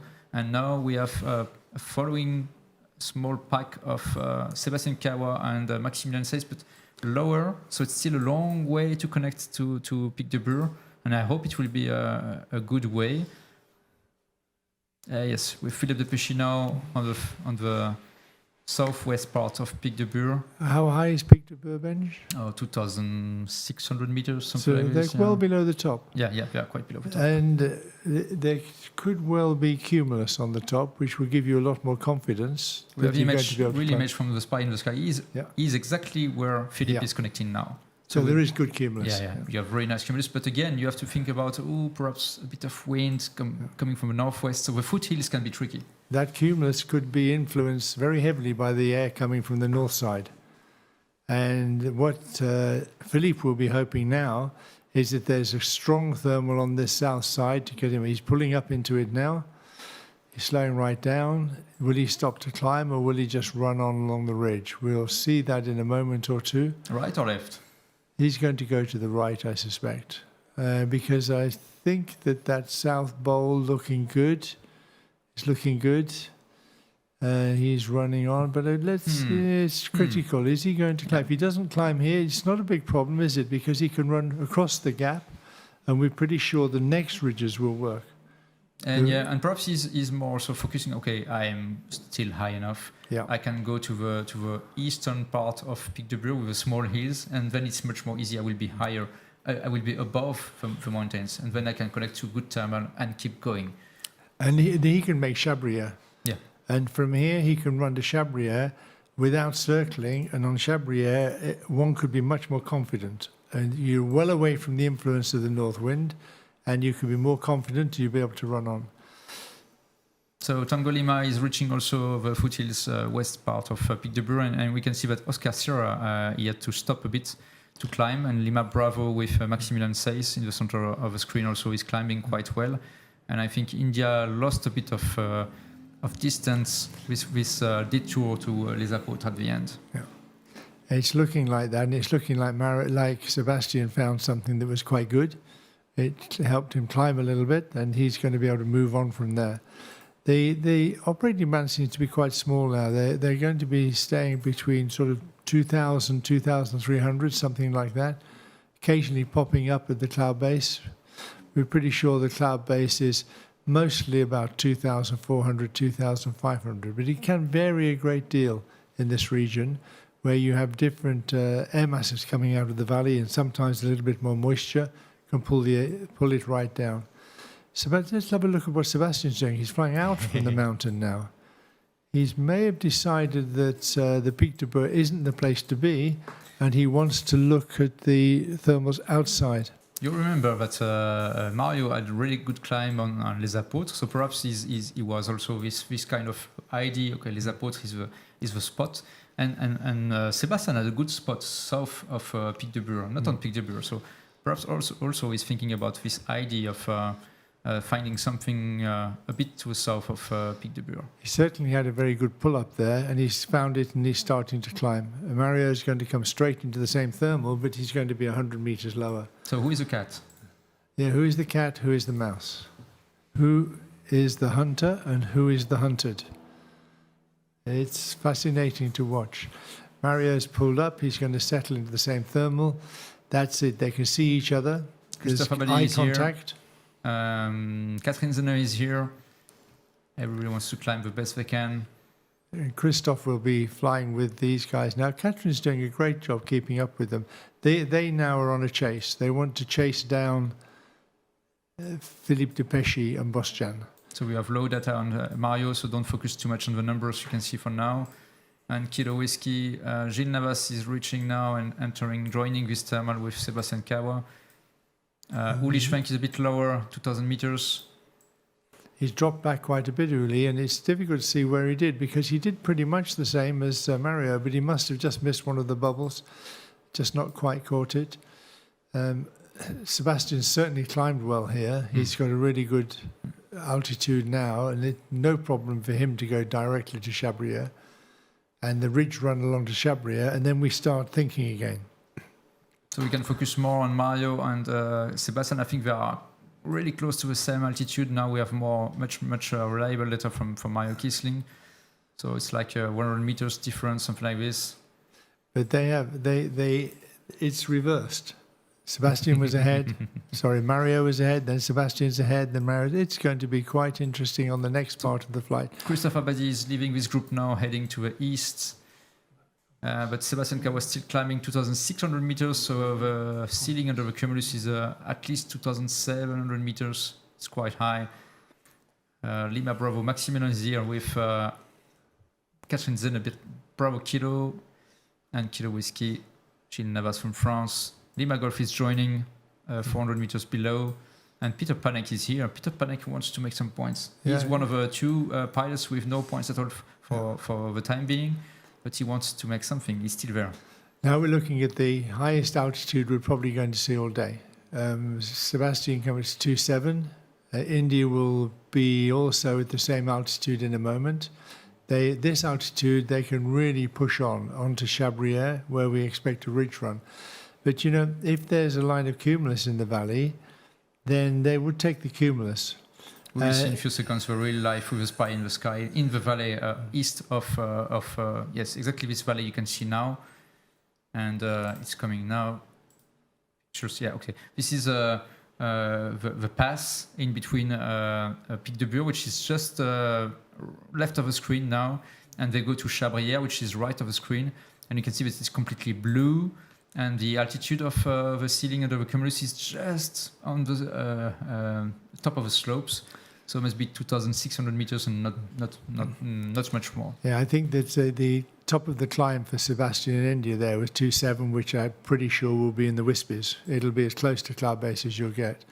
And they'll be running on. We might have a data issue for a moment or two as they cross this valley, but they should be high enough for us to pick it up. So if we look at Philippe, he's really still high.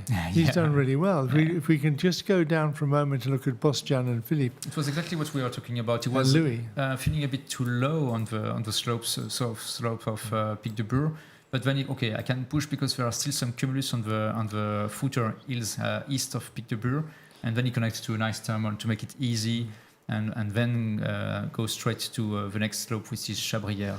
And the top of Chabrière bench, what sort of height is that? 2,400. Yeah, 2,400. So this is Chabrière here.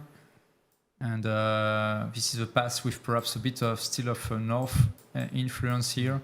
But normally after this weak wind from the north, it turns towards the west like this to connect to the valley of Durance and go to Saint-Crépin and Briançon.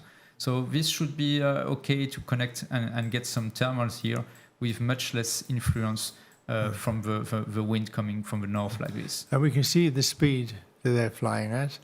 Either there's a strong headwind or they're cruising slowly. And it looks very much like they've chosen to fly a little bit slower to connect with the top of Chabrière so they get the benefit into the turn. And what will happen after the turn, I suppose, depends a lot on how high you are at the turn. Yeah. And if you have the altitude to have the options, there are several. If you don't have the options, then you're going to have to go back, go to Morgon and go to the southeast. Yeah, there will be different solutions.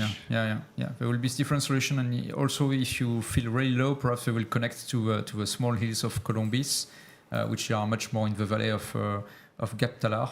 And this would be perhaps an easy kick to start again and get more altitude to go full speed after. So maybe we could zoom in even more and see what Philippe's seeing, or see what Bosjan's seeing, and see, because he'll see Philippe in front of him.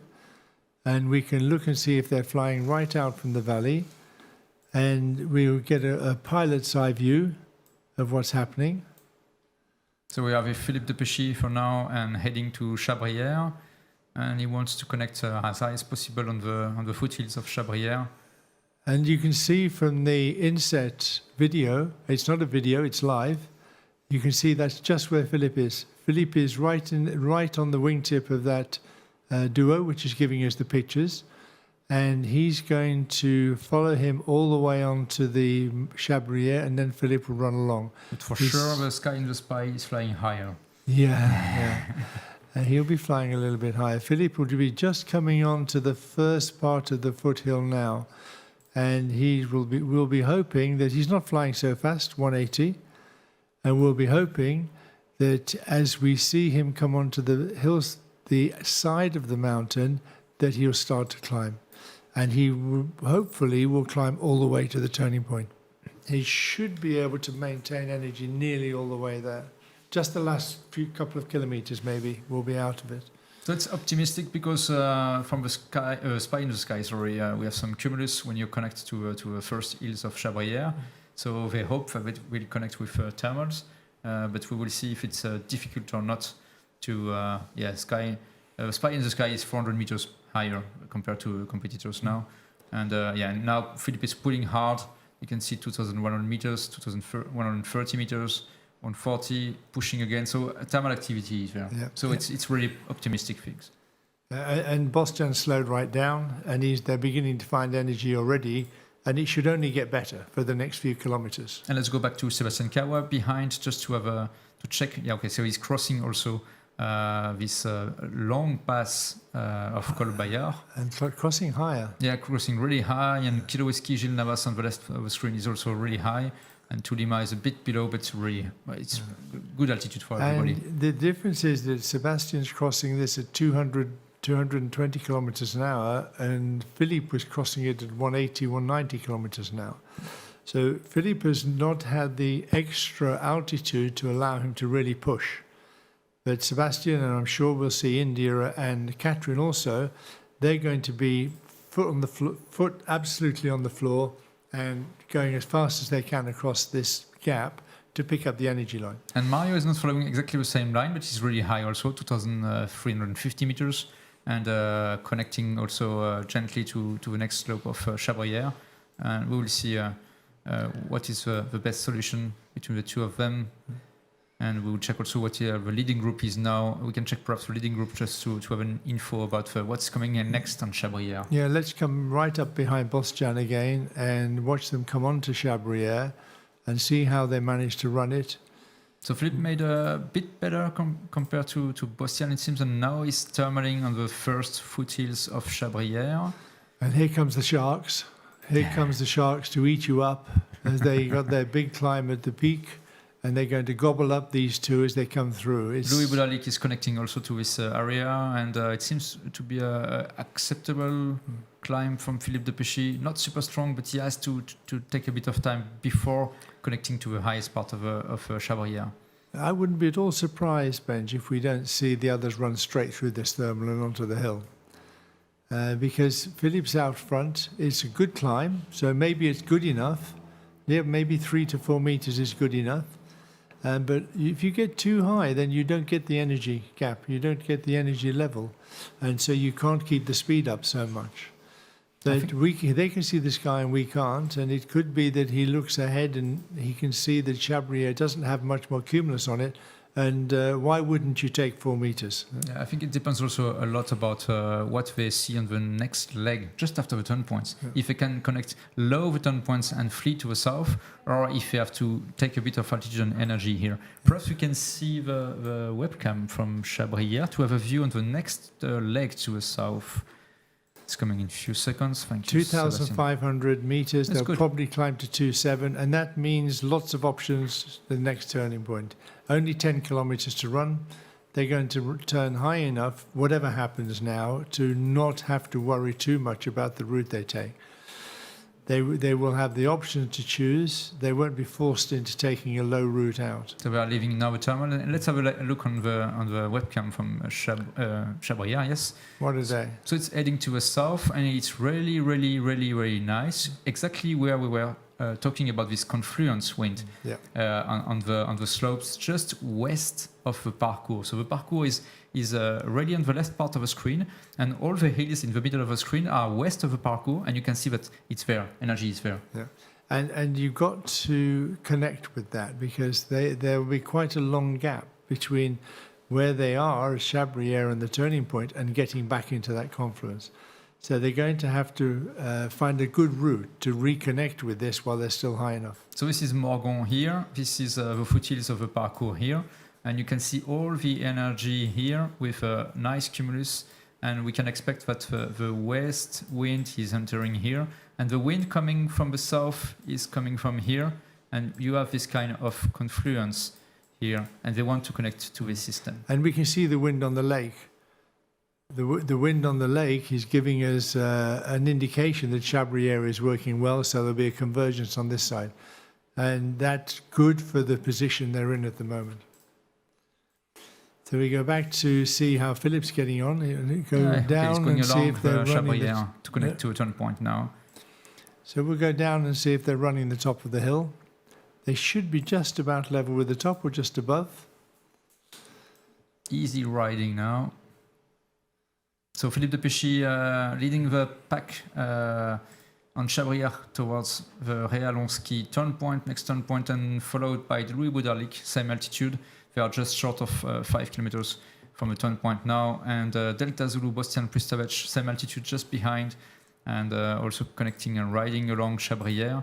And we will see with Sébastien Cabois is not far away, just 2 kilometers behind, leading the chasing pack with Catherine Zenner, with Maximilian Seyss, Gilles Navas, and Christophe Abadi. And it will be interesting to check where Mario Kisling is. Well, he looks like he's dropped back a little bit. He's showing 12 kilometers. So I'm not sure why he's dropped back. They were the same altitude a moment ago, same space. Is he stopping to climb?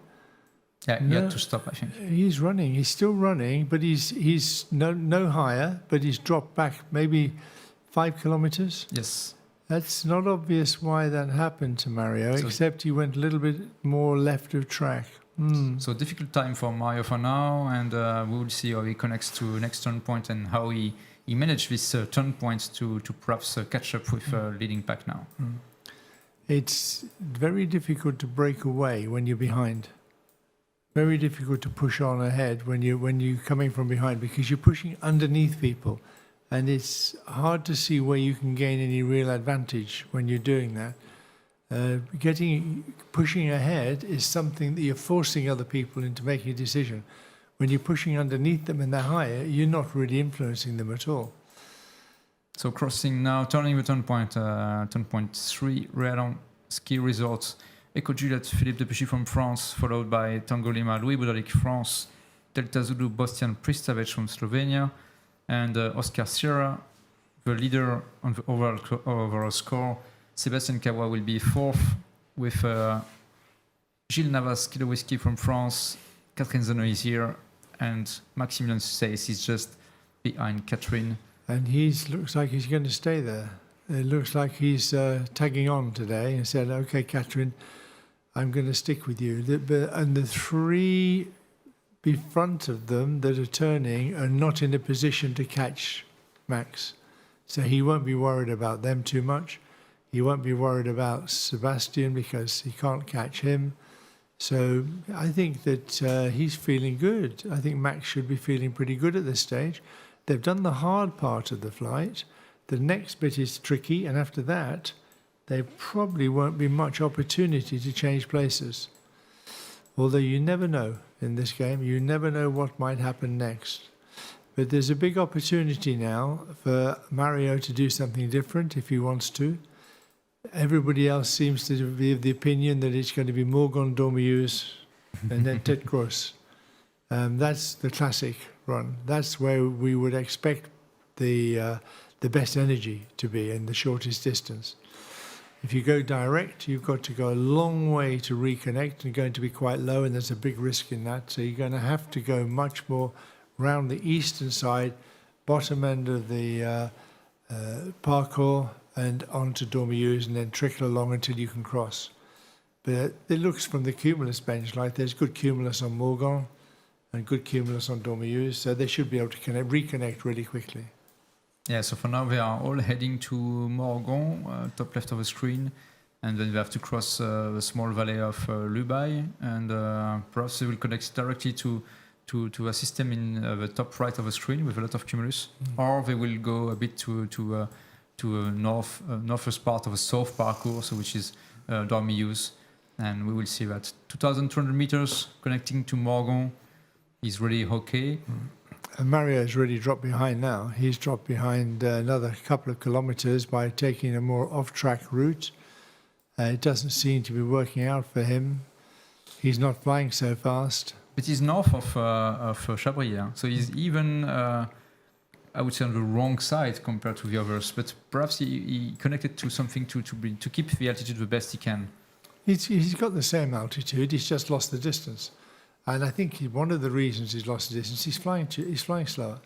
He's flying slower than Sebastian, and Sebastian's catching Philippe because he's flying faster, and Catherine is sticking with Sebastian in the same sort of speed. She's happy to fly at these speeds. So Sebastian, we can see, is still flying at 200 kilometers an hour. Louis, 180 kilometers an hour.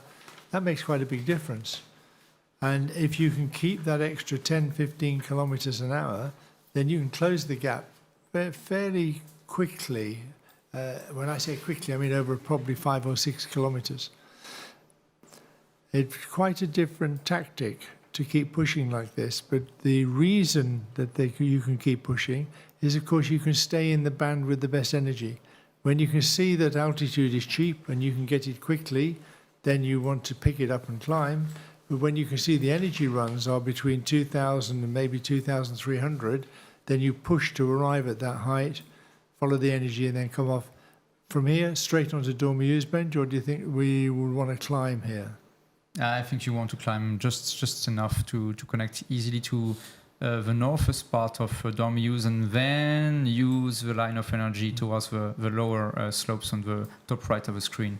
But they want to climb a bit before crossing, because it's a shame if you are just a bit lower and you take a lot of time to connect to the system with a confluence. So we'll pick up the webcam again in a minute and see if there's been any change, because it's a great view from the webcam, looking out across the lake from the turning point directly into the area that we expect them to go to pick up the next decent climb and to cross the valley near to Seine and the gliding club at Seine. It's quite a group collecting together now. It's still really beautiful, but you can see that the cumulus are not so close. You have to be quite south compared to the current position of the pilots now, and so you need to invest a bit of time to get the right altitude to connect to the system, because when it's confluent wind like this, you know that just out of the system it can be a lot of sinking here, so you can lose a lot of energy and altitude just to connect to the system, and then you can struggle a lot. And we can see from this picture that after this massif, when you leave this really, really good-looking area, they're flying into the blue. They're flying out into the blue to the southwest, and it's going to be quite a different game down to the next turning point. So leading pack with Philippe de Péchy is now crossing, I think, the valley. Perhaps we can have a top view. Yeah, they are crossing to Dormieuse now, so they make it the safe way completely. And you can see that some pilots now, they want to make it different. So India followed this safe way, is lower, much lower. So it's quite a difficult time, I think, for Mario.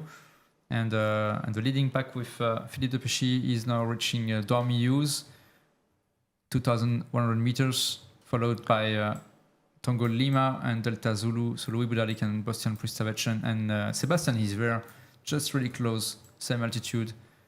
And I believe that Kilo Whiskey, Catherine Zene is there also. And the leading pack is now together. They're effectively flying together now.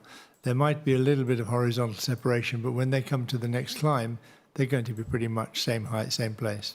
Sebastian's pushing on harder, and he's really using the speed to stay in the energy line, and that's why he's catching up steadily. It's a masterclass. It's interesting to watch how you can just get that edge by the extra 10 kilometers an hour, 220 against 200.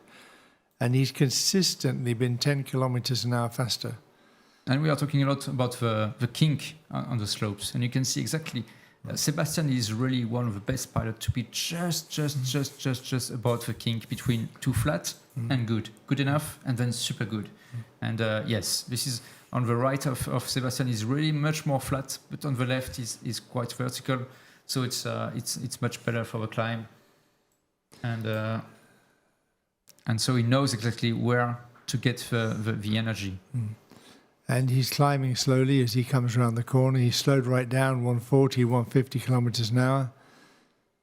He's going to follow this round. He'll be looking, I would have thought he'd be hoping to just keep running and climbing all the way to the point where you can cross the valley. He wants to connect to a system, or Yeah. he wants to use all way long the parkour. We will see that in a few minutes. And this will be, he is also influenced by the pilots, the French pilots who know the place in front of him.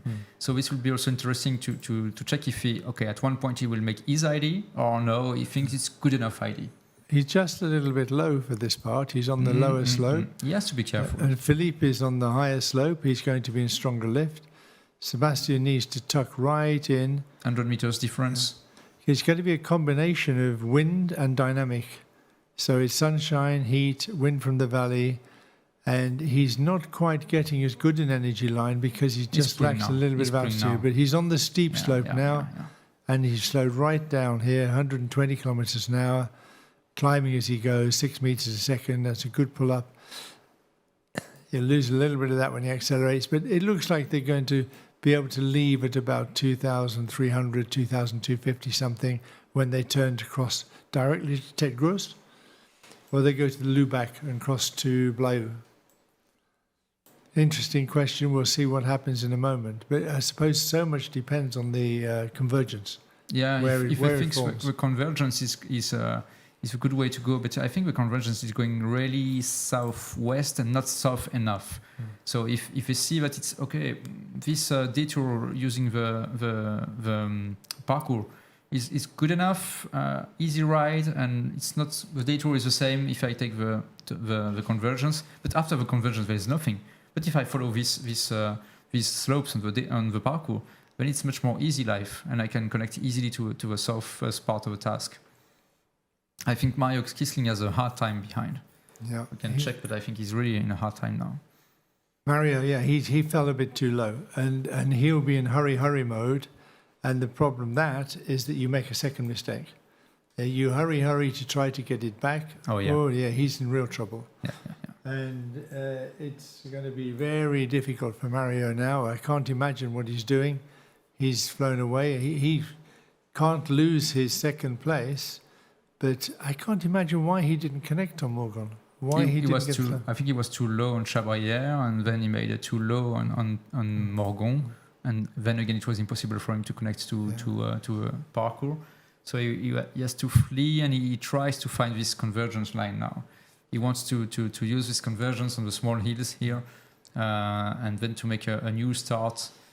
So we will see if he finds something strong enough to make it right. So the wheels have come off big time for Mario at the moment. He can't lose the top two. This is a good part of the story, but yes, we are expecting that he couldn't put some pressure on Sebastian at the end and take the wheel of Sebastian for a while. But now he made a mistake, and it's paying. We were looking forward to a really nail-biting final glide, but it looks like we're going to have to focus now on the nail-biting final glide between Catherine and Max. I mean, that's the next opportunity to have a big position change in this contest. And they're going together. We have Catherine there, we have Gilles there, and Sebastian, and Bastien, and Philippe all running together really well. Now they're really pulling. This is the parkour at its best. Slowly, 160, 170 kilometers an hour, and up you go all the way to the Trois Évêches. They could get to cloud base maybe 2.6, 2.7. And Lima Bravo is a bit behind. You can see 2,200 meters, so he will be at the same altitude as the others when it will be at the same point. But he's a bit behind, and he has to be careful because if Catherine is making 4 more points, but there's nobody between them. But Catherine is just behind a pack. So if she makes a good move at a good moment, she can make it. If she can come home in front of 4 of those guys in front, or somebody passes Max, then he's got some work to do if he's going to protect his position. Now they're turning away. Now I think we'll see them turning across the valley. That's the Lubac bench, just a little bit ahead. And they'll turn before that and cross under the convergence line. They want to go to the hill. You can see on the middle right of the screen now. They want to connect to Lubac, and then to perhaps follow also Coupe. We will see. So it's difficult to imagine that the wind here is coming up the valley from Dean, from the south, but it's coming along the valley at Seine from the west. Yeah. And so exactly. you get a convergence line here. You have Lubac here, you have Blayeul here, and then Coupe is here. And you have all the way around this south wind coming from here and connecting around here. And then from the right side of the screen, a bit of north wind coming from the north part of the area. And so all this area is all about something which is a convergence of two winds. And they want to connect this perhaps, and I think they will go around Blayeul, and they will follow Blayeul because this is the best area with the convergence now. And we can pick up from here that they've slowed down. They've slowed down because they're cruising in really good air. Arrive over Tête Grosse at this altitude, they don't need to climb again. They shall be into the southern part of the race and into the flatlands and away from the cumulus quite quickly without having to gain any more altitude. They're probably not far below cloud base, and they won't want to get too close to cloud base until they can choose the moment, because you can't see, and you need to be able to see ahead to see what you're flying into to get the best option, the best opportunity. So Mario's not out of it, but he's certainly not in it. He's got a different idea. Will get a climb around this area. He needs desperately, But he needs to have a really. He needs to have the 5 or 6 meters he found. Cross the finger a few for the days ago. suspense, please. Find a good one, please. Yeah. Now it's time. And yeah, let's have a view of where they are now from the cockpit view from one of the pilots. Okay, so we are in the area of what we call Tête Grosse. It's a bit of moisture, but it's not a today's footage, but it's just to show you these kind of soft mountains they have below them, and this is to the south where the next turn point is, and that's it. Yeah, so it's really soft, and that's why perhaps it's difficult for Mario, because he has not a real long and easy ride to make along this kind of soft mountains. And they'll be leaving the cumulus. Very soon they'll be leaving the area of cumulus and heading out into the blue of the flatlands to the south. If they leave a really good altitude, they can take most of the way to the next turning point without worrying about climbing again. So they're connecting to Blayeul from the north side of Blayeul, and I think they will follow a bit Blayeul, and perhaps they will cross to La Bigue. We will see that. It depends completely. Perhaps we have a camera on the ground who can show us the south of Saint-Auban, not the north, but the south. So towards Néglais and the plateau, so we can show you how it is from the ground. But yeah, okay, still for now, the pilots, Echo Juliet, Philippe de Péchy is leading the pack with Oscar Sierra now, Sébastien Kawa with him, Bravo Kilo is there. And we have a good south wind now. We have on the airfield a good south wind, which means that the situation is pretty predictable. They should find the lift exactly where they expect it to be, and the ridges should work all the way out, including Blayeul, Tête Grosse, and this area will be good. We show you now in a few seconds the image from the ground towards the plateau. It's interesting, but not so super clear. And running into blue conditions with tiny bits of cumulus just there to confuse you. Yeah. So we will have to be focused when they cross to the plateau, where they can get the last thermal to be super high and avoid to be in a difficult position, perhaps when they are close to Vinon, because Gréoux is really close to Vinon airfield, to the south of Saint-Auban, and yeah, again they are changing completely perhaps the speed and the gear they use to be able to reach the south with no problem. Echo Juliet went left side of Blayeul down to the point. Let's go right down behind them and see what's happening. Yeah, he wants it to connect as soon as possible to we're the top. losing the data a little bit, but there we go. And on to the nose and maybe about to climb. The best place to climb is just coming up, where it drops away, where there should be another small convergence. So Philippe de Péchy, Echo Juliet leading the pack. Followed by Kilo Whiskey and Oscar Sierra, so Gilles Navas and Sébastien Kawa. And we can see the difference for Philippe. He had just 50 meters more height, and it allowed him to go over the top. And so he's maintained now a better altitude. He's 2,100, and he has a much better position when he wants to climb. And Sebastian is making something different. Yeah. And he's in an excellent position to climb now, Philippe. Let's see, are they going to climb? It looks like they're going to climb there, and that will take them off into the blue. So Philippe tries to get a thermal, but I'm not sure he's climbing well. And now Sebastian Cabo is pulling hard, and I think he will climb also. Somebody will find the best part of the thermal, and everybody will come into it. Sebastian's got a good core here. He's got 2 to 3 meters at least. Yeah, Philippe Depeche is coming back to Sebastian now. It seems to be a bit broken there. It's not so easy. So if you are, we talked about this kind of confluence wind, and if you are just on the threshold of a system, and it can be tricky and broken, so not that easy to climb well at the end. And they're coming up to almost the max altitude, but if there's 200 meters more, they'll take it, because they are flying into probably almost certainly weaker thermals and more difficult to find, and no possibility of ridge running. Do you think they'd cross over to the Le from here, or are they going to go straight down the track? No, Lure is really too much to the west, and they need to rely now on the thermal activity on the upcoming plateau in the south. But if they think that on the slopes the thermal activity is better, they need to invest a bit of time now here to climb as high as possible, and then to just bounce on the weaker thermals on the plateau. So that's why perhaps they are looking to get the best altitude now to reach 2,600 meters.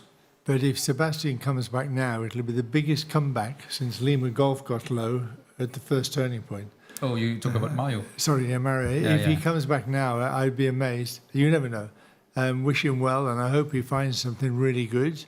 But he's not in the best position. He's similar distance from the turn, but he's a lot low. He's lacking 1,000 meters of energy, and that makes an enormous difference when you're coming through this area.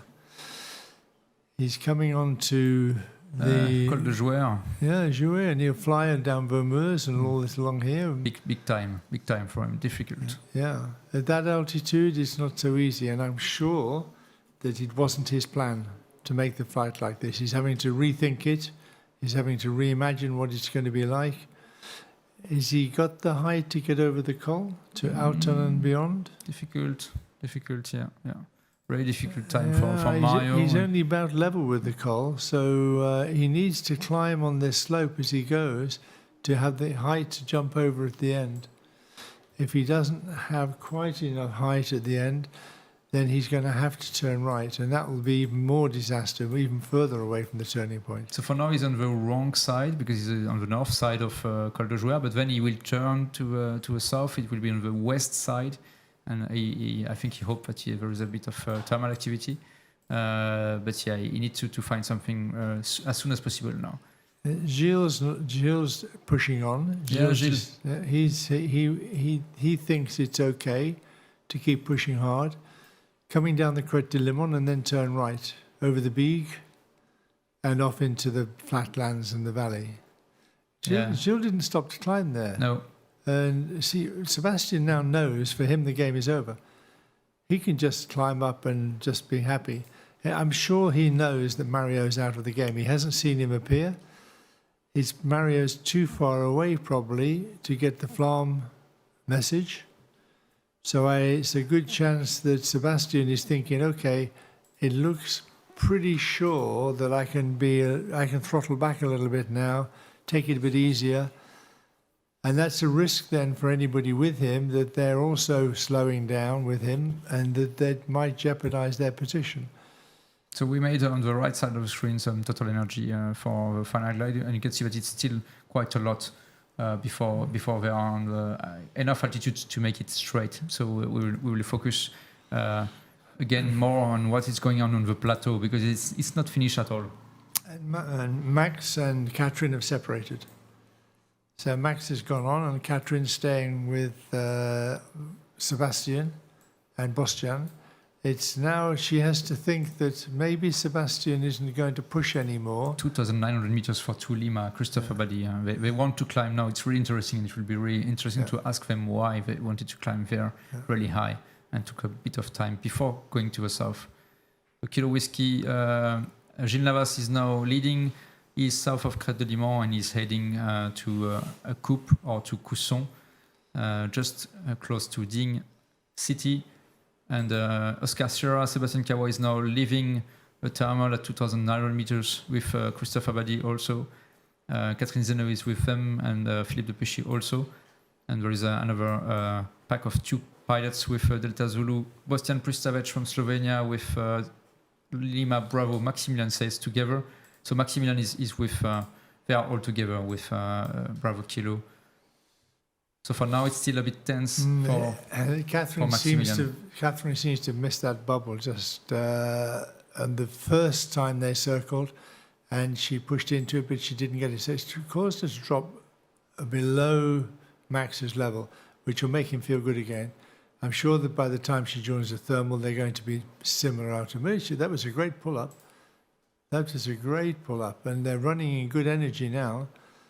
Maybe we put Catherine on the bottom and Max, and we can just see when they leave this, which one's going to put the speed on and which one's going to push ahead. Sylvain's off to the left there, coming up towards the Dean. He's coming along that valley and not doing quite so well, but he's going okay. Interesting, yeah. Again, it would be interesting to know why he made not Blayeul, where everybody was flying so high. And Tulima Christophe has done a really good job. He's climbed up very high.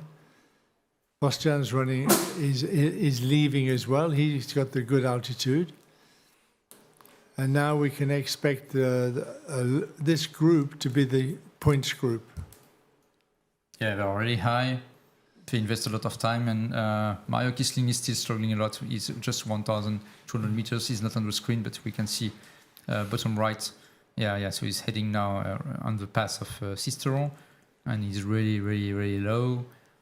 And it's really time for him. He's a bit further to the task for sure, but he needs to climb desperately. Yeah, he does need to climb, and he knows that. But it's psychologically he's damaged goods now.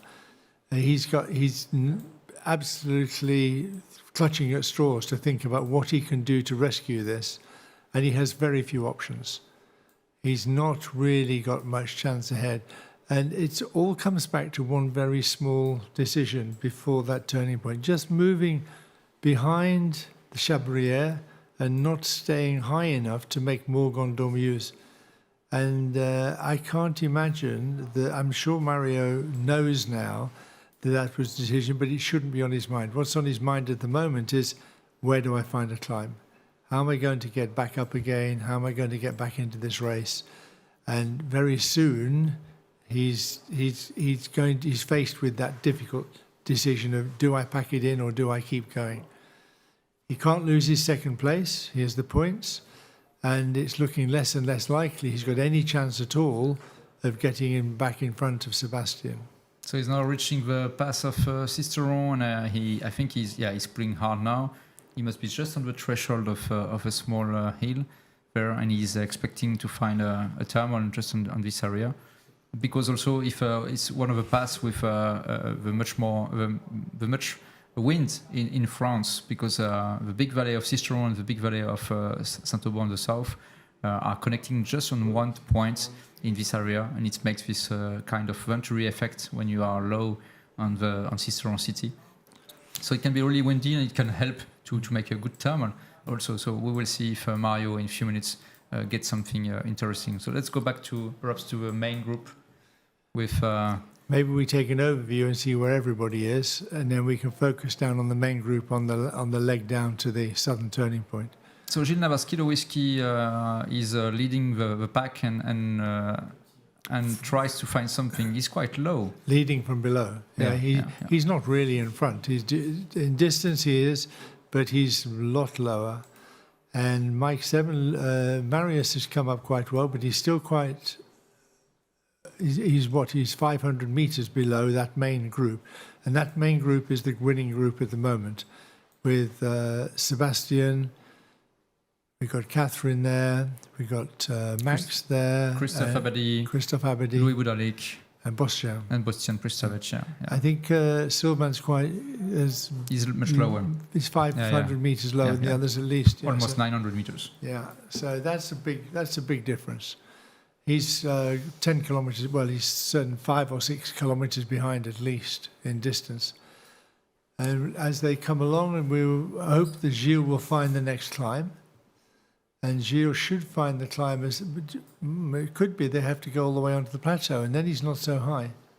But the group which have got the altitude, they can go right down onto the plateau now and maybe pick up something when they get there. There are some cumulus on the plateau de Puy-Michel. And we have some cumulus on the plateau. That should be good. There should be some good climbs there. But you've got to get there first. Sebastian's got the altitude, Christophe's got the altitude, and Catherine's got the altitude to make that. Yeah, we are now starting from really high to go to this much lower terrain in front of them. You can see at the top of the screen it's these big plateaus. The plateaux are 800 meters high, maximum 900 meters when we are really close to the foothills on the left part of the screen. So when you're flying 2,400 meters, you have a lot of extra energy. But again, I think they want to find the best line of energy on this plateau, because when the northwest wind is blowing quite big and strong, this can be a bit tricky on the plateau. And perhaps they are looking for a line of energy just to keep the altitude the most they can. And they don't want to be too low, because if you're too low there, you can lose again a lot of time. That's right. And Max has dropped back a little bit. Max has allowed Catherine just to pull away. He was with her a second ago. If Catherine can beat Max by more than 4 points, then she's going to take his place. It's going to be close, this. We had some side discussions with Catherine, and she was not telling us any yes or no, but we think that her glider is really gliding well in a way. So we know that she made some special preparation with another pilot from Germany, and perhaps she has some small tricks on the GS3 compared to the one of Maximilian Seys, to have a bit more performance and to connect more easily to the other pilots. And her father is a great engineer. He's a great technician, and he will have helped her prepare the glider. They've spent a lot of hours polishing, cleaning, sealing. And these things don't make a big difference, but every difference helps. So if she's flying a glider that's going really, really well, she has no problem staying with the others. If your glider's not going so well, then it's difficult to stay with the others. And you keep just not quite making it. And then eventually you lose the bubble and you drop below. But she always seems to do a good job. So once she gets back into it, she always seems to be able to stay with people. And Keita Whiskey's climbing. I think he's found something here. And everybody else is going to bump over the top of him. Mm-hmm. Will they climb? We'll see. If they climb, it means they're not very confident about what they can see ahead on the plateau. But if they just bump along, I believe that they get to the plateau Puy-Michel and it'll be good again. And good lift, and they've got cumulus. I wonder where our spy in the sky's got to now. He's connecting to the area where we are flying now, but I want to show you more a view from where they have to go, because for now it's still on the hills and they are not the same kind of weather when they are on the plateau. But yeah, this is a link back with Oscar Sierra, Sebastian Kawa, also leader on the overall score. He's with Catherine Zenne, with Louis Boudalic, with Maximilian Seys, Bastian Pristavac. And they are just connecting to Kilo Whiskey, which is struggling a bit. So Gilles Navas, he had to stop. He did not make this super extra altitude on Blayeul, and now they are reaching and catching up Gilles Navas from above. And you can see that 72. So he's low. Sylvain is low. He made also this. I don't go to Blayeul. I don't invest time. I go straight. Perhaps because it's nice looking with some cumulus, but we saw also from the real image from the ground, it was not so organized in the air. So they have a bit of struggle. And you can see now they are heading This is interesting. Completely left. And this must be to follow a line of energy, but they're following Sebastian. And maybe Sebastian is leading them a merry dance. Yeah, and they're turning right now. They moved left to come underneath the convergence line, and now they've found the core in it. Gilles missed this, and Gilles might regret that. And Sylvain's turned towards it. Max has gone towards Kilo Whiskey.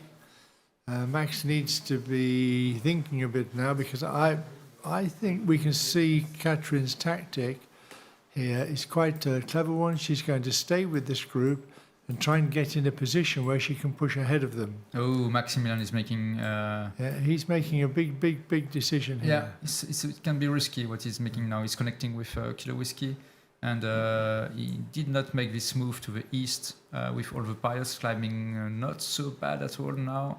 So this can be also a momentum in the race. And Christophe is still there. They're all together, Christophe and Sebastian. And Tango Lima with Louis. They're all together. They broke away before the second turning point, and they're still at the front. I think Sebastian's enjoying the ride with them. Catherine's enjoying the ride, especially now that she knows Max has gone away. If Max's climb is not so good, okay, but if it's a really good climb, there'll be no difference. They'll be back together again soon. But Max is leaving, I think. Yeah. He's leaving. There's not much chance to do anything really different on the next leg, except find slightly better thermals. It's just important to be really efficient on the flatlands leg, where all you're really concerned about is moving along from one thermal to another and only stopping to turn in really the very best left. There's no option to deviate left or right for a ridge or something like that. So we will see how well the different groups perform as they come out over the plain. So we have a break with Sébastien Kawa climbing really well with Catherine Zenner, and Maximilian says good decision to follow with Gilles Navas, and they are climbing not so well. So we have also a break for the third place.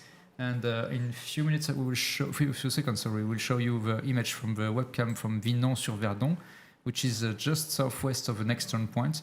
And yeah, that's the view from Vinon-sur-Verdon, and you can see that there is a big convergence organization with a strong cumulus really close to the airfield of Saint-Auban.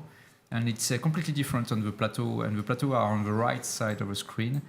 So that's why they wanted to be cautious, I think, to connect to this much more blue and much more broken area on the plateau before going to the turn point of Gréoux-les-Bains on the south part of a racing area.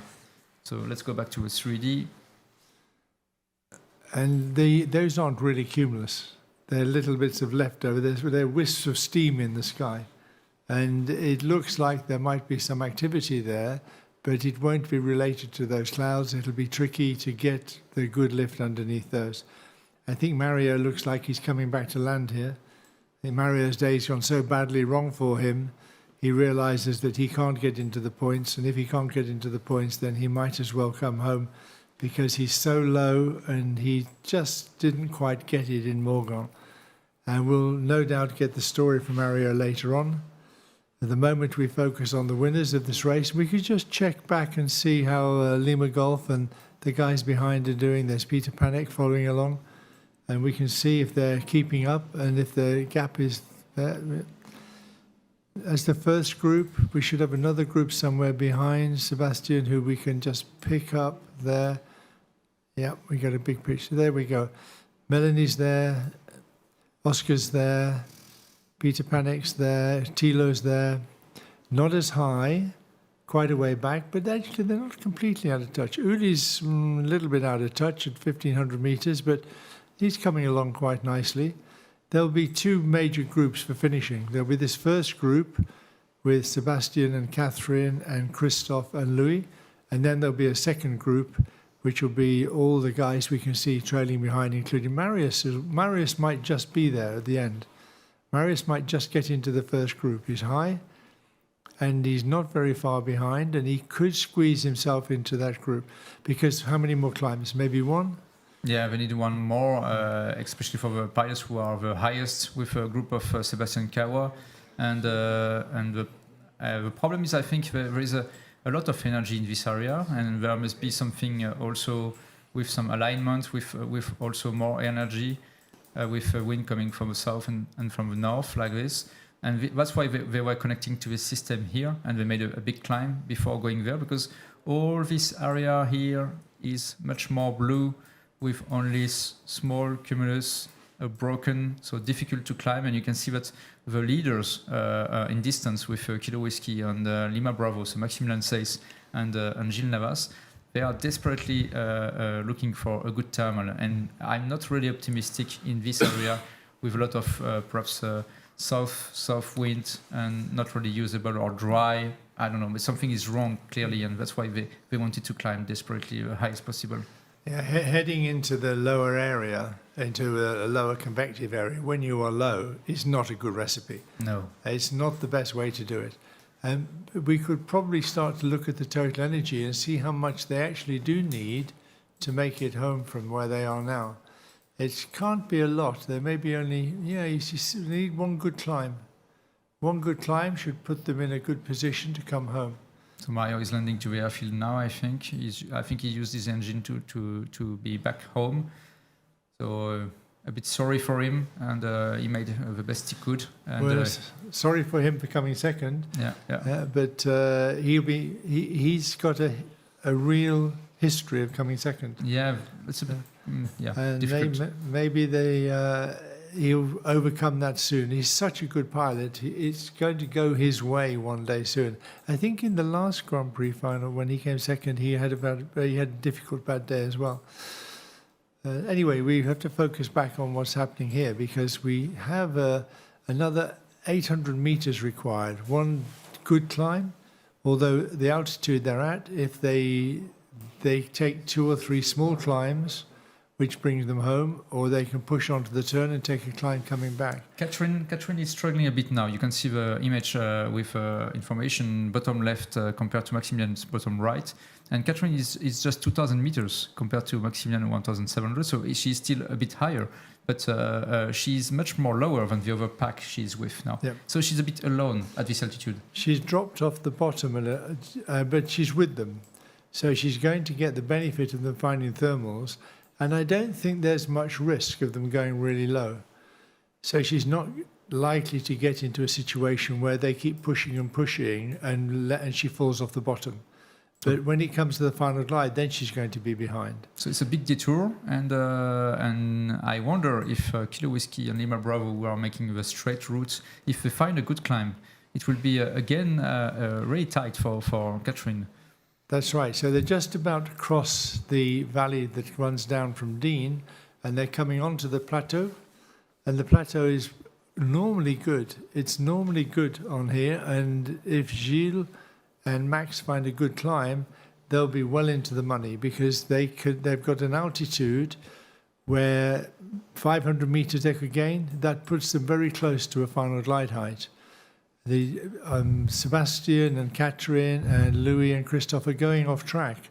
So they're not improving their situation all that quickly, but I'm pretty sure that they can see a good reason for going off track. So let's have a look to Vallée de Las, where they are now crossing in real footage, just to show you the terrain and the environment they are using now to find the best climb they can, energy. And this Vallée de Las in few seconds. Yeah. So this is not a wide valley, it's a small one, and we will have, I think, a bigger overview in few seconds, because this valley is just in between two plateaus, so one on the left and one on the right. And for now, the pilots are crossing to the left of the screen, to the south, with this flat land, flat terrain, and they want to find something. And I think we can go back to the 3D with a focus on the leading pack, the two leading groups, one on the right, one on the left. And they're climbing well. Max is climbing well with Gilles. They found, well, certainly Max seems to have done quite well. They try to find something. Gilles didn't do so well out of that. And he's flying slowly. And Louis Boudalic is with them. So the 3 French are together. Again, we have to.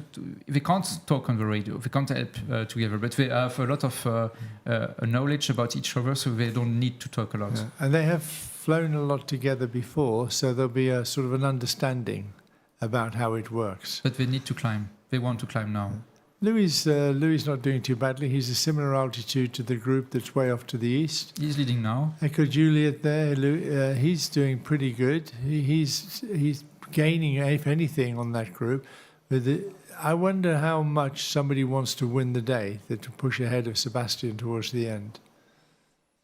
So we have a race in the race with Maximilian Seyss, who is struggling a bit on the plateau of Valençol. Compared to Bravo Kilo Catherine Zeneuve, she's on the left of the screen with back of Sebastian Kawa, and she's much higher, 2,100 meters, so a 500 meters difference. And it will be all about how many pilots are in between Catherine Zeneuve and Maximilian Seyss on the finish line. Okay, Catherine needs to start focusing on being higher than this group. 4 points, just 4 points between the two pilots. If she can be at the top of this group, when they take the last climb, if she can find her way to the top and her glider is a little bit cleaner and goes a bit just that fraction better, then she could maybe pass them, and that will be good enough for her. Louis is going to be finishing before Max at this rate, but they've got 2 more climbs to go yet, so it could still change. It could still change if somebody finds a really good route and a really good climb on the way into the turn. The turn they need, I think we reckon they needed about 2,300, something like that, to make the rest of the flight. It's 60 kilometers. Yeah, even it's 600 meters more. You can see on the right side of the screen you have a missing altitude. So the total energy to finish a task, a race. And it's 600 meters for Catherine Zeneuve, Philippe Depechy, Sebastian Kawa 700 meters, and Louis Boudalic a bit more. But they are really close now to Gréoux-les-Bains. The next turn point after Gréoux will be again Sisteron Pass, Sisteron City. And so, yeah, they need to find something. So from the turning point, they've got 60 kilometers to go. And the minimum they're going to do it with is about 2,100, 2,200. But really, they need 2,400, 2,500. So they're going to have to climb again after the turning point. It's not looking likely they can do it in one go. And we have a bit of a change on the finish line. I think it's a bit higher compared to the other days. Of course it is, yes. It's 600 meters. So that's a game changer, isn't it? Because it means got to climb. And maybe the corner of the Lure, but they're going to be low if they keep coming back to that. So a plateau thermal is essential now. One of the thermals that they pass through now is going to be essential to complete the flight. So it's a question of picking the best one. And we saw that for Mario, who is now landed on the airfield, we are sorry, he struggled to connect to a system on the airfield with a big cumulus. So it will not be so easy if you're coming back low on the airfield to find the connection and to finish the task. Yeah. But it's downwind. It should, well, I'm not sure how it works, Benj. If it's south wind on the airfield, but the general wind is north, will they have a headwind when they're high, coming north, and then turning into a tailwind? Normally not. They will stay in the air mass with a south influence up to the convergence point between the two winds. So I think it will be south wind up to the pass of Sisteron, and then it can change. So there will be no headwind normally. So they shouldn't have a problem with turning into a headwind here. Yeah, they should not. No. And there's this little group are really sticking together. Gilles is coming in behind. Gilles climbed quite well. He's come up there to 1,900 meters, and I think he's with Maximilian. So he found a decent climb. So there are climbs of 2 meters or more on the plateau. But a lot of pilots are coming, so they can be in between Max and Catherine for the final glide. And this makes the change in the race now. And if we look at the speed, Catherine, and she's flying much slower, which means Sebastian's flying much slower.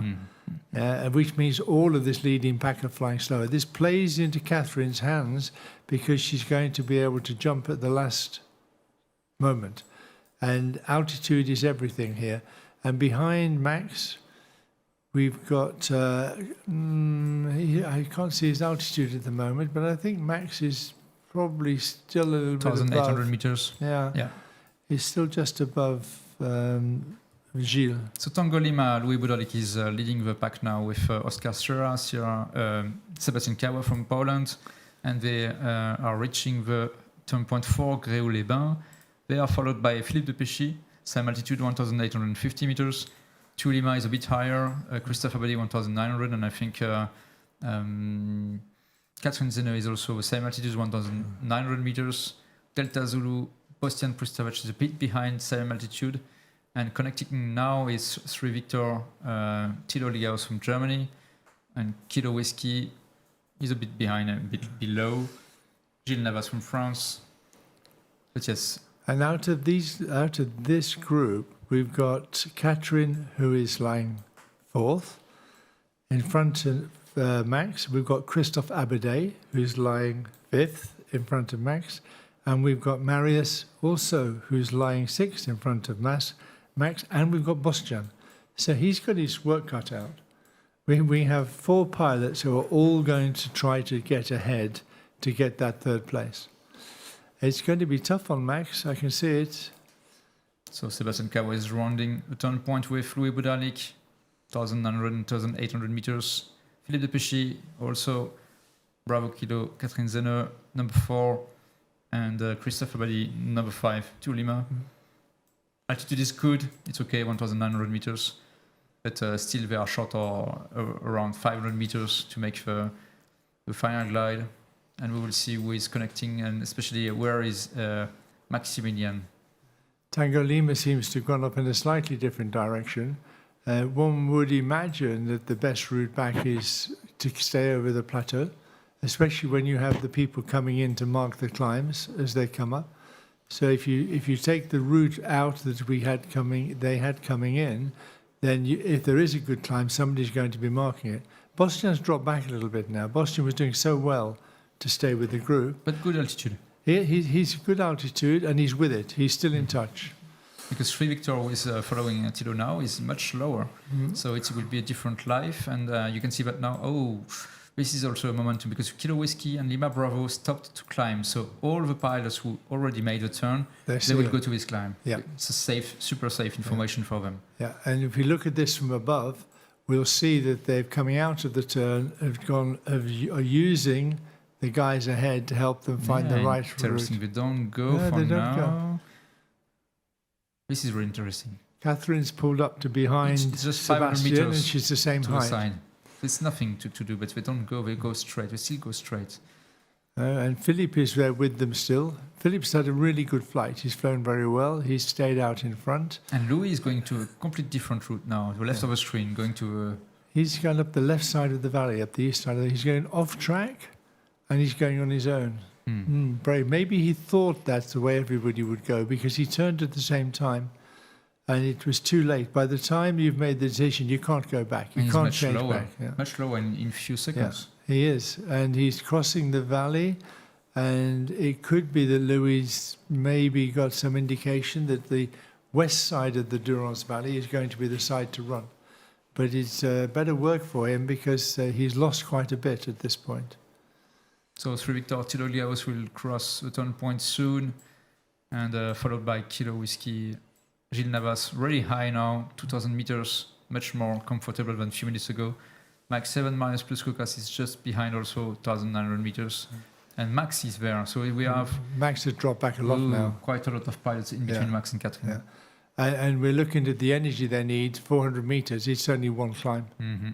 It's, 8, 9, 10 turns in a thermal to be the end of this flight. And we've got Bostian up there, and Sebastian's up there, Philippe. So we've got, out of the leading group, Catherine's still got to get in front of the other guys in order to beat Maximilian. She needs to have, how many? At least 4 pilots between her and and Max. And for now, she has 4. Now she has 4, yeah. I think she'd be happier to have 5. So let's have a look on the leading pack with Oscar Sierra and Bravo Kilo. I think they are terminaling now. Yeah, and the convergence off to the east seems to really built up, and maybe that's sucking all the energy. You know, it's weird how it can happen sometime, but the climb is coming. Philippe de Fesch is gone with Christophe. They've seen some. They've decided to do something. Catherine's staying with Sebastian. So the French are going to the west of the main Durance Valley, which is really interesting. And we have now, we just quit. It's not finished at all. It's not finished because something is wrong definitely in this area. Yeah. You can see that Sebastian made a stop with Catherine, but now not so happy. So they go to the north again. And the French made the effort to go to the left of the track, so to the west. And we will see why and if it pays off in a few seconds. Let's take an overview, and it's going to be interesting to watch how they change around in the next few moments, because when we look at it from above, we might get an idea of why they've gone off to the left. We know that there are some areas which have become quite, not overcast, but quite a lot of convection and spread out. And it's not the area that we, in front of the, down to the south, but the area over the Leur, and this area is quite cloudy now. And it could be that Louis and Christophe have decided that the left side is going to be more secure. So Louis Budalik is on the left part of the screen and he's on the foothills of Manosque. And we have Echo Juliet and Tulima, so Philippe de Péchy and Christophe Abadi in the valley and desperately looking for the next thermal. And followed by the group of Oscar Scher and Bravo Kilo, Sebastian Kawa and Catherine Zenne, who are now crossing also to the northwest to connect with the French group. And everybody is looking for something now. So maybe, Sebastian, we have a view from the ground which looks to the north from here to look at what the situation is over Vaumeurs, out in that way. Maybe our video team can provide us with a nice picture. And that way, and because I think that the influence is the amount of cloud that there is over the hills. They're going to be together again in a moment. Any minute now, they're going to come together again somewhere just to the southwest of the airfield, near to Montfort, this area. No? We want the video team really to show us a picture to the north. Here we go. No, they're looking. Oh dear. So let's have a look on Maximilian Seyss to check where is he now. Because we want to check where, if there is a distance with Maximilian and Catherine Zenne and how many pilots we have in between. All the pilots you can see now on the screen are really close to the airfield of Saint-Auban, so really close also to the final glide. You can see on the right part of the screen it's missing 250 meters, and but it seems to be difficult. So the French made the effort to go to the hills on the west of Durance Valley as soon as possible, and now Sebastian Kawa and Catherine Zenne made also this idea to go to the west and connect. But looking at the height required, it's indicating that maybe Marius stopped to climb well back. And maybe Marius stopped to climb near the turning point, and he seems to be closing in on the distance. He's not climbed, but he's 1900 meters, so not quite sure why it gives the indication he's so much closer. So we stick with everybody now. We've got Gilles and Max together. They could easily catch up still. They could easily catch up if they just find a good run, a good energy line, and these leading gliders get stuck. Yeah, it's difficult. Louis Budalik Tango Lima is climbing quite okay on the hills of Volx and Manosque. Now he's at 1,800 meters, and he's in a better position now if you compare to the leading group just a bit north of this position. With first the group of Sebastian Kawa, who is struggling with 1,500 meters. They want desperately to climb, and Bravo Kilo is with them. Yeah. It would be really interesting to see Max if he can connect, because he was a bit behind on the threshold of a plateau, really close to Oraison, and he was a bit higher, 1,800 meters almost. And I think he can connect to this group with Catherine again, and everybody's they lose a lot of time now. Yeah, and it's really interesting. Louis done a good job. Louis climbed up 200 or 300 meters, which gives him the edge that he needed. It looked like he'd gone wrong, but it seems to be okay now. And you can see on the total energy on the right side of the screen, it's just short 100 meters from final glide. I think he's already on final glide if he makes a good move. If he flies slowly, he is. And we'll put his speed up in a moment of Tango Lima. And we'll see if he thinks he's going to get back, if he's flying at a speed which will give him a final glide. We will show you the preview from the ground to the north. So there is a camera towards Cisteron. So Cisteron is ready to the left of the screen, 15 kilometers to the north. And you can see it's completely blue with some high clouds just above us. But the thermals are far away. All the thermals are far away with cumulus. So there is nothing in local area. And that's why they struggle to find something to the south to get enough altitude for the final glide. So south face of the Leur could be Montfort, this area, could be where they are expecting to get that last couple of 100 meters from. Bostian's getting close to his final glide. We go back to 3D now. And from the top view, we check where everybody is and if somebody finds the best solution to go to his final glide. I think we can have a look right down here and see if Bostian's climbing. And no, he's not really climbing, but he's doing okay. He's gained 200 meters on Sebastian in that part of the flight. Catherine's with them. Catherine's just a little bit higher than Sebastian, but not as high as Bostian. So Bostian is already really close to final glide. Louis Bodorlik is also really close, and he's heading to the north. It's difficult for Echo Juliet, Philippe de Péchy on the foothills just southwest of the airfield. I'm not sure he has enough energy to make the turn and back. Yeah, he found a great thermal there on the edge the other day, and maybe he's going back to the same place. Maybe he's got this is Philippe's thermal and Louis' thermal, and they pick it up off the south face, the southeastern corner of the Leur. And it should work there. There should be some energy there. They'll be very familiar with it. Catherine is really close to final glide, and a big struggle perhaps for Maximilian Seyss on the right part of the screen with Gilles Navas, the two French, who are a bit lower, and they are also desperately looking for something to climb.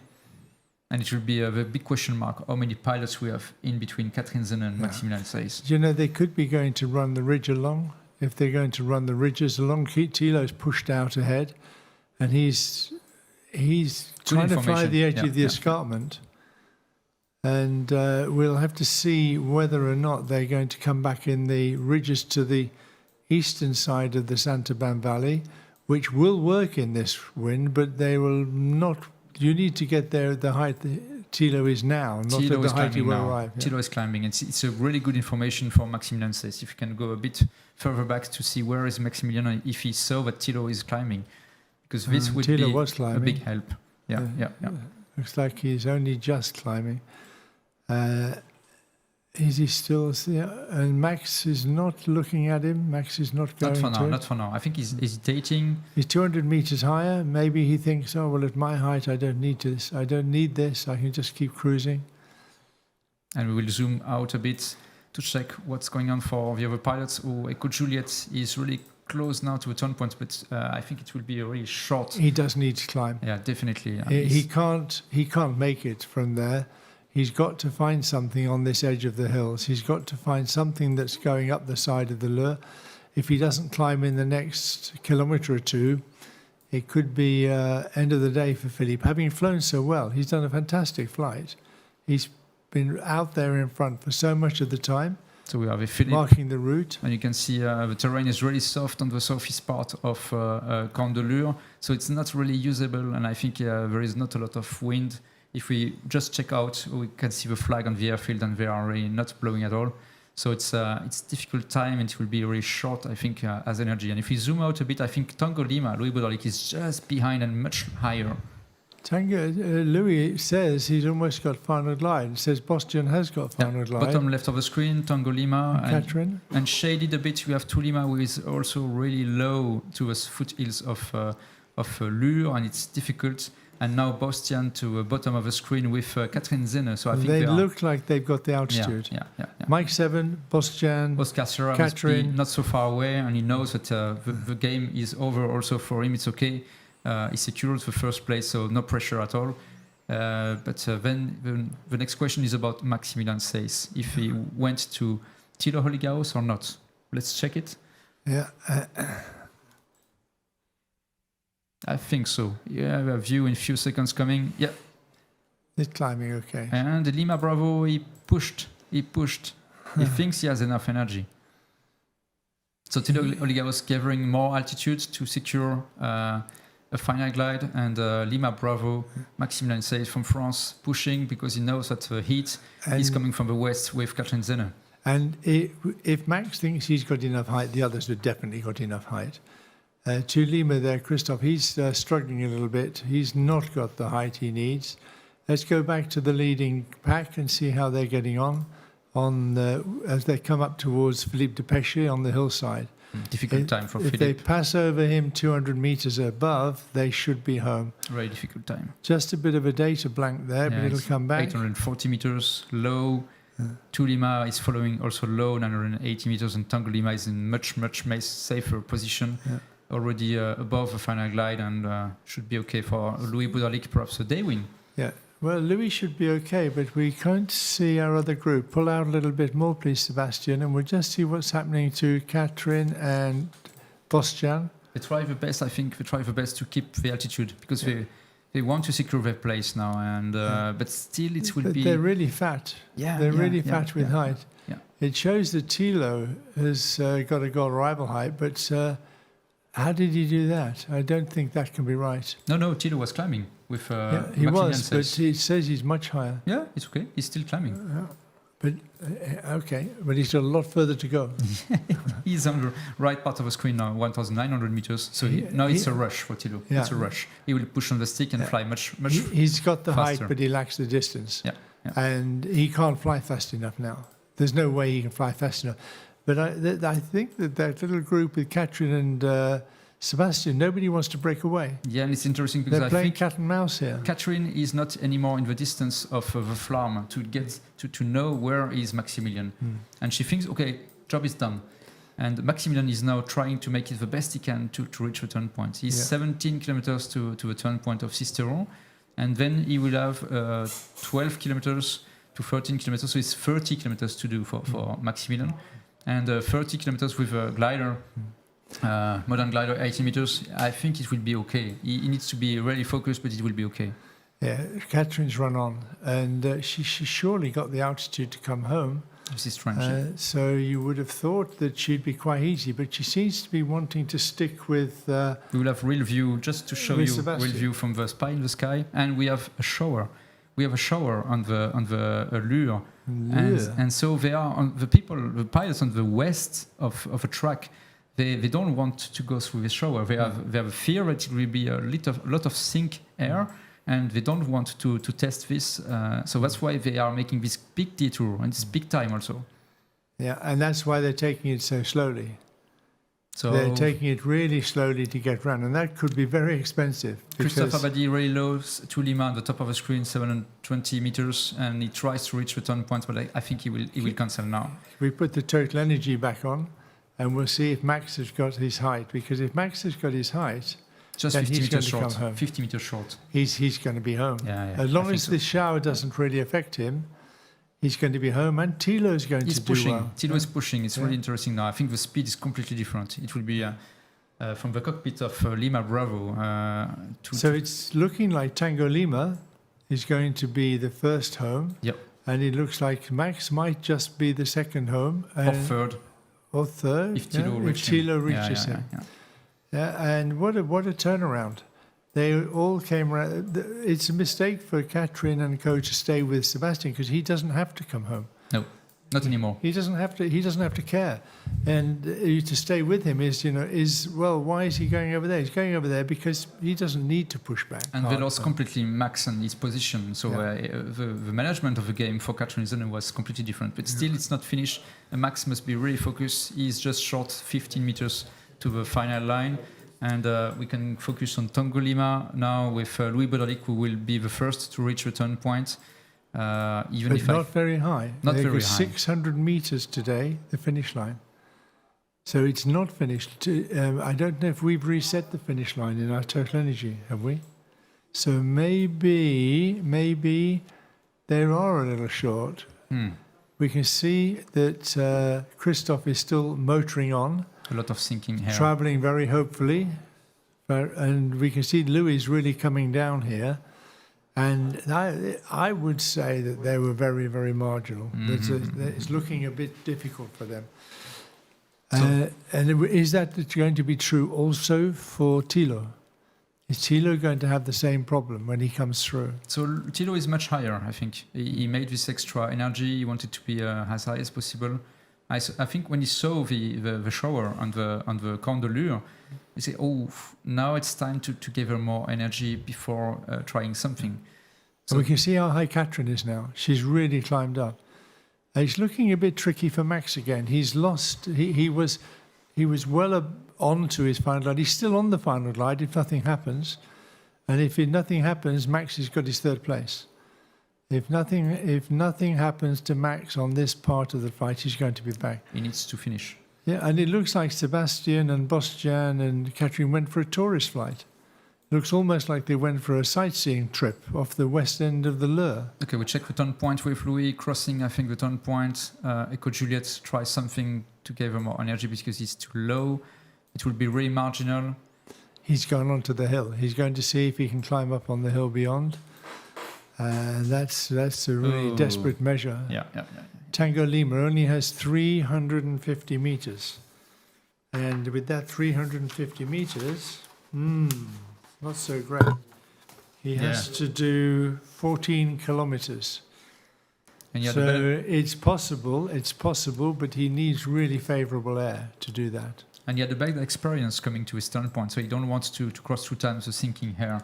So he's looking desperately for something. Yeah, it will be tense also for Lima Bravo, Maximilian says, but he tries to keep his altitude as best as possible.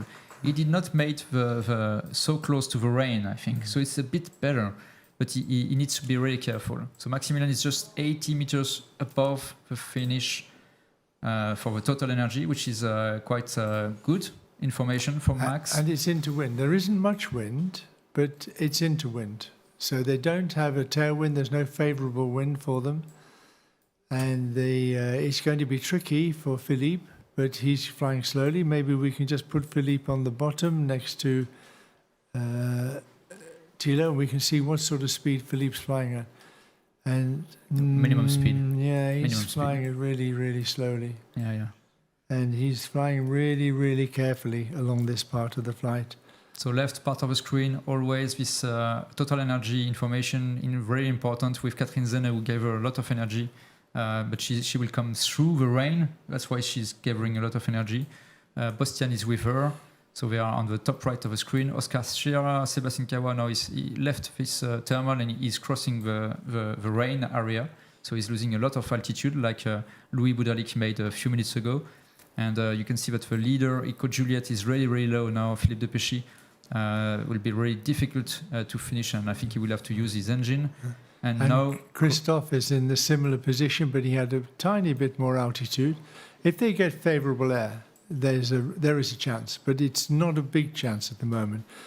Thilo Ligaos and Maximilian are now really close to the turn point, and they try to manage to have as energy as possible, altitude, and it will be, I think, okay. 1,000 meters should be good. Yeah, 1,050 meters, something like this. But you can see that they are flying slow. Thilo is pushing a bit now, 180, but I think Lima Bravo is flying 150 for a while now. Yeah.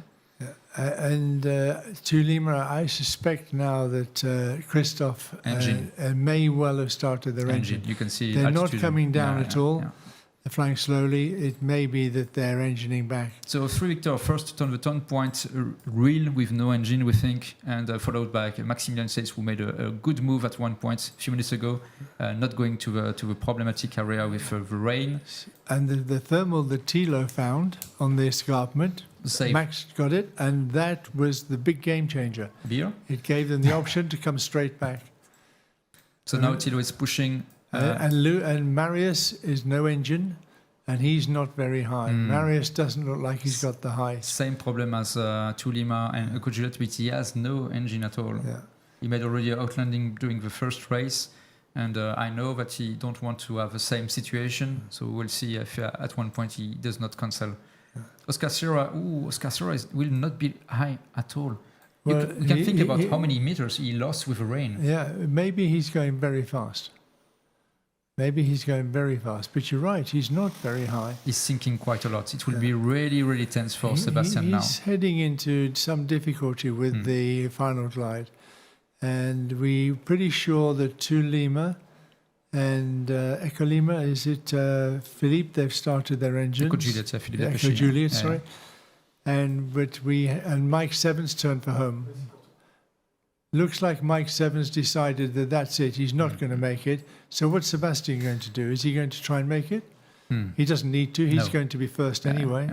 So why take any risk? He doesn't know where Mario is, but I'm pretty sure he'll have a pretty good idea. So 3 Victor and Lima Bravo who are making a finish. It will be interesting if we have a bit more data, but I think it will be difficult. They are flying too low.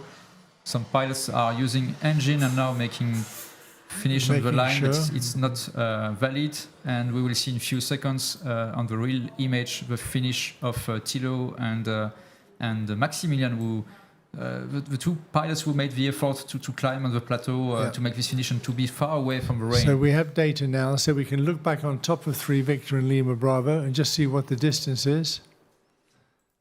And we can check out, and we can take Philippe Depechy off the bottom, Seb, and we can put on 3 Victor Lima Bravo if you can. So let's go to the finish between 3 Victor, Thilo Heligaus and Lima Bravo. Maximilian says, you can see on the left part of the screen that we have enough altitude and energy now, just 40, 30 meters. They're 600 meters finish altitude. Mm-hmm. Yeah, so they have to be a little bit careful. They're coming down to it now. They can't go below that between the control point and the finish line without a penalty. They're flying 170 kilometers, so a bit of extra energy they can spare at the end, and 70 meters above the limit of the finish line. We will see if 3 Victor Thilo Heligaus is not making the mistake to push a bit too much, because he forgot this difference of finish altitude. And you can see that Lima Bravo Maximilian is trying to keep his altitude now. Yeah. He doesn't need to pass Thilo. And we'll see he just needs to get home. On the image you can see in real now coming Lima Bravo Maximilian says with his GS3, and 3 Victor was just before on the top right of the screen. Yes, so the two pilots who we think they managed to make the race finished now. 3 Victor, Thilo Heligaus on 1-2-3, followed by Lima Bravo Maximilian Says from France on the GS3, dropping his water now. So let's go back and see what's happening to Seb, to Oscar Sierra. Is he rounded the turning point, or is he? Oh yeah, let's go to a turning point now. If we go back to the Seastrom point and pan out, and we'll see who else is coming in. Yeah, a few seconds and you will see the image of Oscar Sierra really low. Oh yes, he's not going to come home from there. He made a big struggle, because you can see that now Catherine Zene and Bostian Krusavec made a much better glide to a turn point. And I think they went all around the rain from the north. They had to go to the north to avoid the rain, and he made the big mistake, Sebastian, to go to the south. So now we can focus on the race between Bravo Kilo and Delta Zulu with a distance. There's nothing in this, because Catherine is 18 points and Bostian is 11. So there's no place changes on this. And landing now on the image, you can see 3 Victor Thilo Heligaus with his 1-2-3. We think he is the winner, and just behind him is Maximilian Says from France, who saved his place on the podium brilliantly today. He did very well. He's the winner of the day, if anything, because so Sebastian couldn't really change his position, and we expect now Claire to meet Thilo, and when she does, she'll ask him a little bit about how he feels after such a great flight. Thilo looks really happy. He was actually with Mario and not doing so well at one stage. He had a difficult championship, Thilo, but he's happy. So as soon as Claire gets to Thilo, we'll go to them. So let's follow the race between Bravo Kilo and Delta Zulu. And they're just coming home now for the third and fourth place. And it seems that it will be a no race, but they still have to manage the minimum altitude, and I hope that Delta Zulu's got the height to pass. Catherine is not making the mistake to push a bit too early, but she has a lot of experience and she will manage to make the best 1 kilometer's difference between the two pilots. As long as she remembers the 600 meters, she will. She can go below 600 meters before the control point, but she can't go below after the control point. Yep, you see she's pulled up now. She's kept the distance open. And let's go to her. Let's go to the camera. There we go. Look at my life.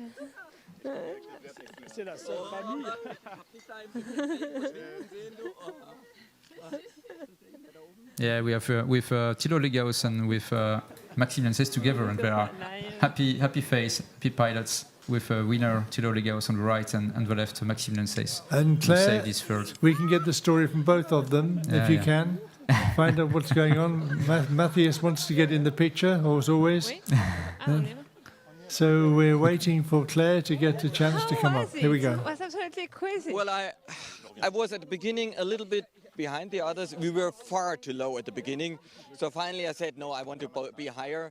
And then normally Pic du Bure doesn't like me. Today it liked me. So I climbed with 3.5 meters all the way to the top. And then I had a good run to the turn point north of Lac de Serponçon. And then there was a big decision whether to make the parcours Mongon or go directly. I decided to go to take the shortcut, go directly. It was not good climb there. I found 1.5 meter only, but it was enough to make it over the Manche mountains. And then I could catch up to the clouds, which were at Blayeul, which brought me to the top. And then I thought, when I saw all the other gliders in front of me, I couldn't exactly see how high they are. And then I also had the idea to go straight, which I did, and then take this cumulonimbus in the western part. But at the end I decided, well, if everybody is taking this cumulonimbus, and it didn't really look very good, I fly completely off track back to into the sun. And there, we found an amazingly good thermal. It found 2 meters, 2.5, 3.5 meters, and I took 350 extra meters because I saw the rain here, and that was a good idea. So at the end, I thought, well, maybe the others get caught by the rain, and this was actually the case. Yeah, and then the final glide was in the rain, but with enough reserve, so no problem. Yeah. It was really impressive, Asia. And you, Max? How was you did very well, sticking with Catherine a lot, and then at the end you managed to make massive difference. When we arrived on the turn point, I think the third one in the northeast, I kind of got a bit behind and below. I don't know why or what I did wrong, but I was a bit below, always lagging behind, and then the difference got bigger. When we got back to the plateaus, they took a different option. They went a bit left, which I didn't do, and got a very good climb. So at that point, they were, I think, 600 meters higher than me. So I thought I was finished. But on the after the last turn point in the south, I just pretty much. I knew I had to try something different, so I gambled on going on the sunny side and not aiming for the big clouds in the west. And thanks to Thilo, I found a few. Thilo found a very good lift, which I used for a couple of turns, and then I still thought that I was far behind because I didn't know that they had that all the others that were in front were having issues on the west side. So I just gambled on doing a bit of a tight final glide. Which was pretty much the same as with Thilo in the end, and then we finished together. So very happy, lucky I have to say, but really happy. Danke, Thilo. Yeah. Thank you. Congratulations on the daily win. Congratulations. Thank you.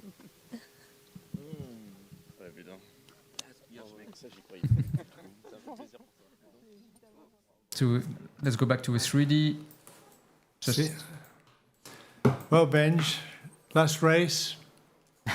Great race. Wow, it was a bit bumpy race. It's really tricky for people going into the mountains, out of the mountains. Look, Sebastian's still flying. He's climbed away slowly. He's coming home. Maybe he's used the engine. Yeah. But again, he was not supposed to fly anymore after the landing of Mario. That's right. So. And it's been an interesting day because it all started out with a lot of tactical issues, and that seemed to be. Bubble was burst completely when Mario just made one small mistake running into the third turning point, and he got just 100 meters lower, and that changed his game completely for him. Yeah, and I think it was also interesting to see, okay, perhaps Sebastian was aware that Mario was landed in any way, I don't know how, but perhaps he knew, okay, it's finished. So he changed the pace, and for Catherine it was a big change. because she was with one guy who was not perhaps wanting to make the race anymore, and she was sticking with him. And at one time,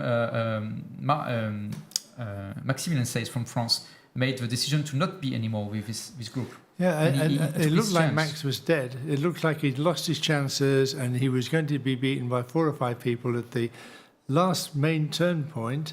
And then Thilo saved the day? Yeah, because he anticipated a lot this kind of problem with the rain on the close to the turn point. He just said on the interview, okay, I don't want to take any risk with rain, so now I take some time with extra altitude.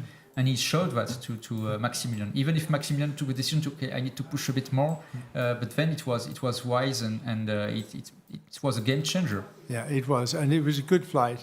You even when you get out in front, if you make a mistake, then you get past really quickly, and it shows that the game isn't over until you cross the finish line. It's really thin, Tough for Louis, tough for Philippe, who had a great flight. It's super he tough did for really Mario. well. When you think about the small mistake he made, to be too low on the Morgon and too low to connect to the parkour, and when it was finished, it was just an escape to lower and lower terrain and landing on the airfield. Yeah, and that's what makes it so exciting. That's what makes it so interesting, that we have the opportunity to watch people make the mistake and analyze it and think about it and realize that just 100 meters in the wrong place can be a big difference to the result in the race. And the weather here helped a lot to make this kind of unexpected race, because you can feel that it was really different. We were just at the threshold of a lot of energy and too much energy at the end of the day with the rain.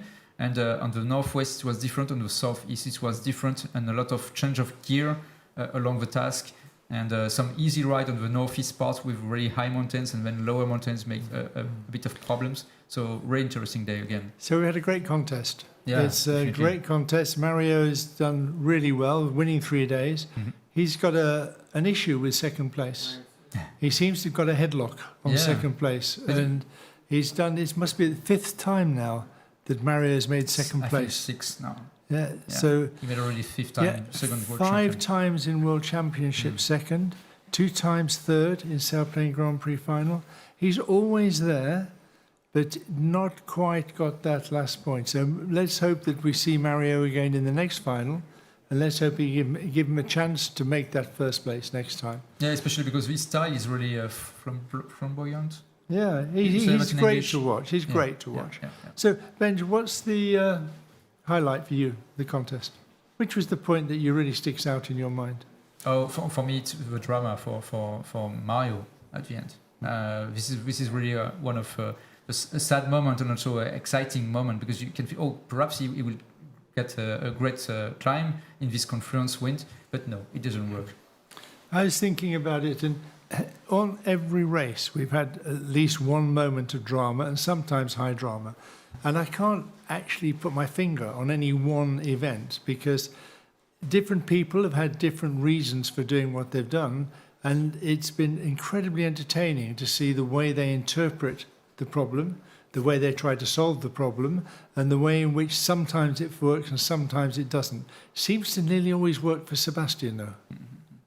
But I hope that it was exciting as it was for us, because I think you could feel that it was for us to make a commentary with up and down for the pilots, so good moments, bad moments, but everything is exciting, and we were really with them in the race, in the cockpit, sometimes with a bit of distance to the cockpit to explain, and it's a great chance we have this kind of tools, because then we can learn a lot and explain a lot why they do that or why they do this. So, end of the 10th series final. It's been successful. It's been a great day. Everybody's home in good shape. Mm-hmm. Some disappointments, some excitements. Sebastian, I suppose you could say, the favourite one. Again. Yeah, maybe.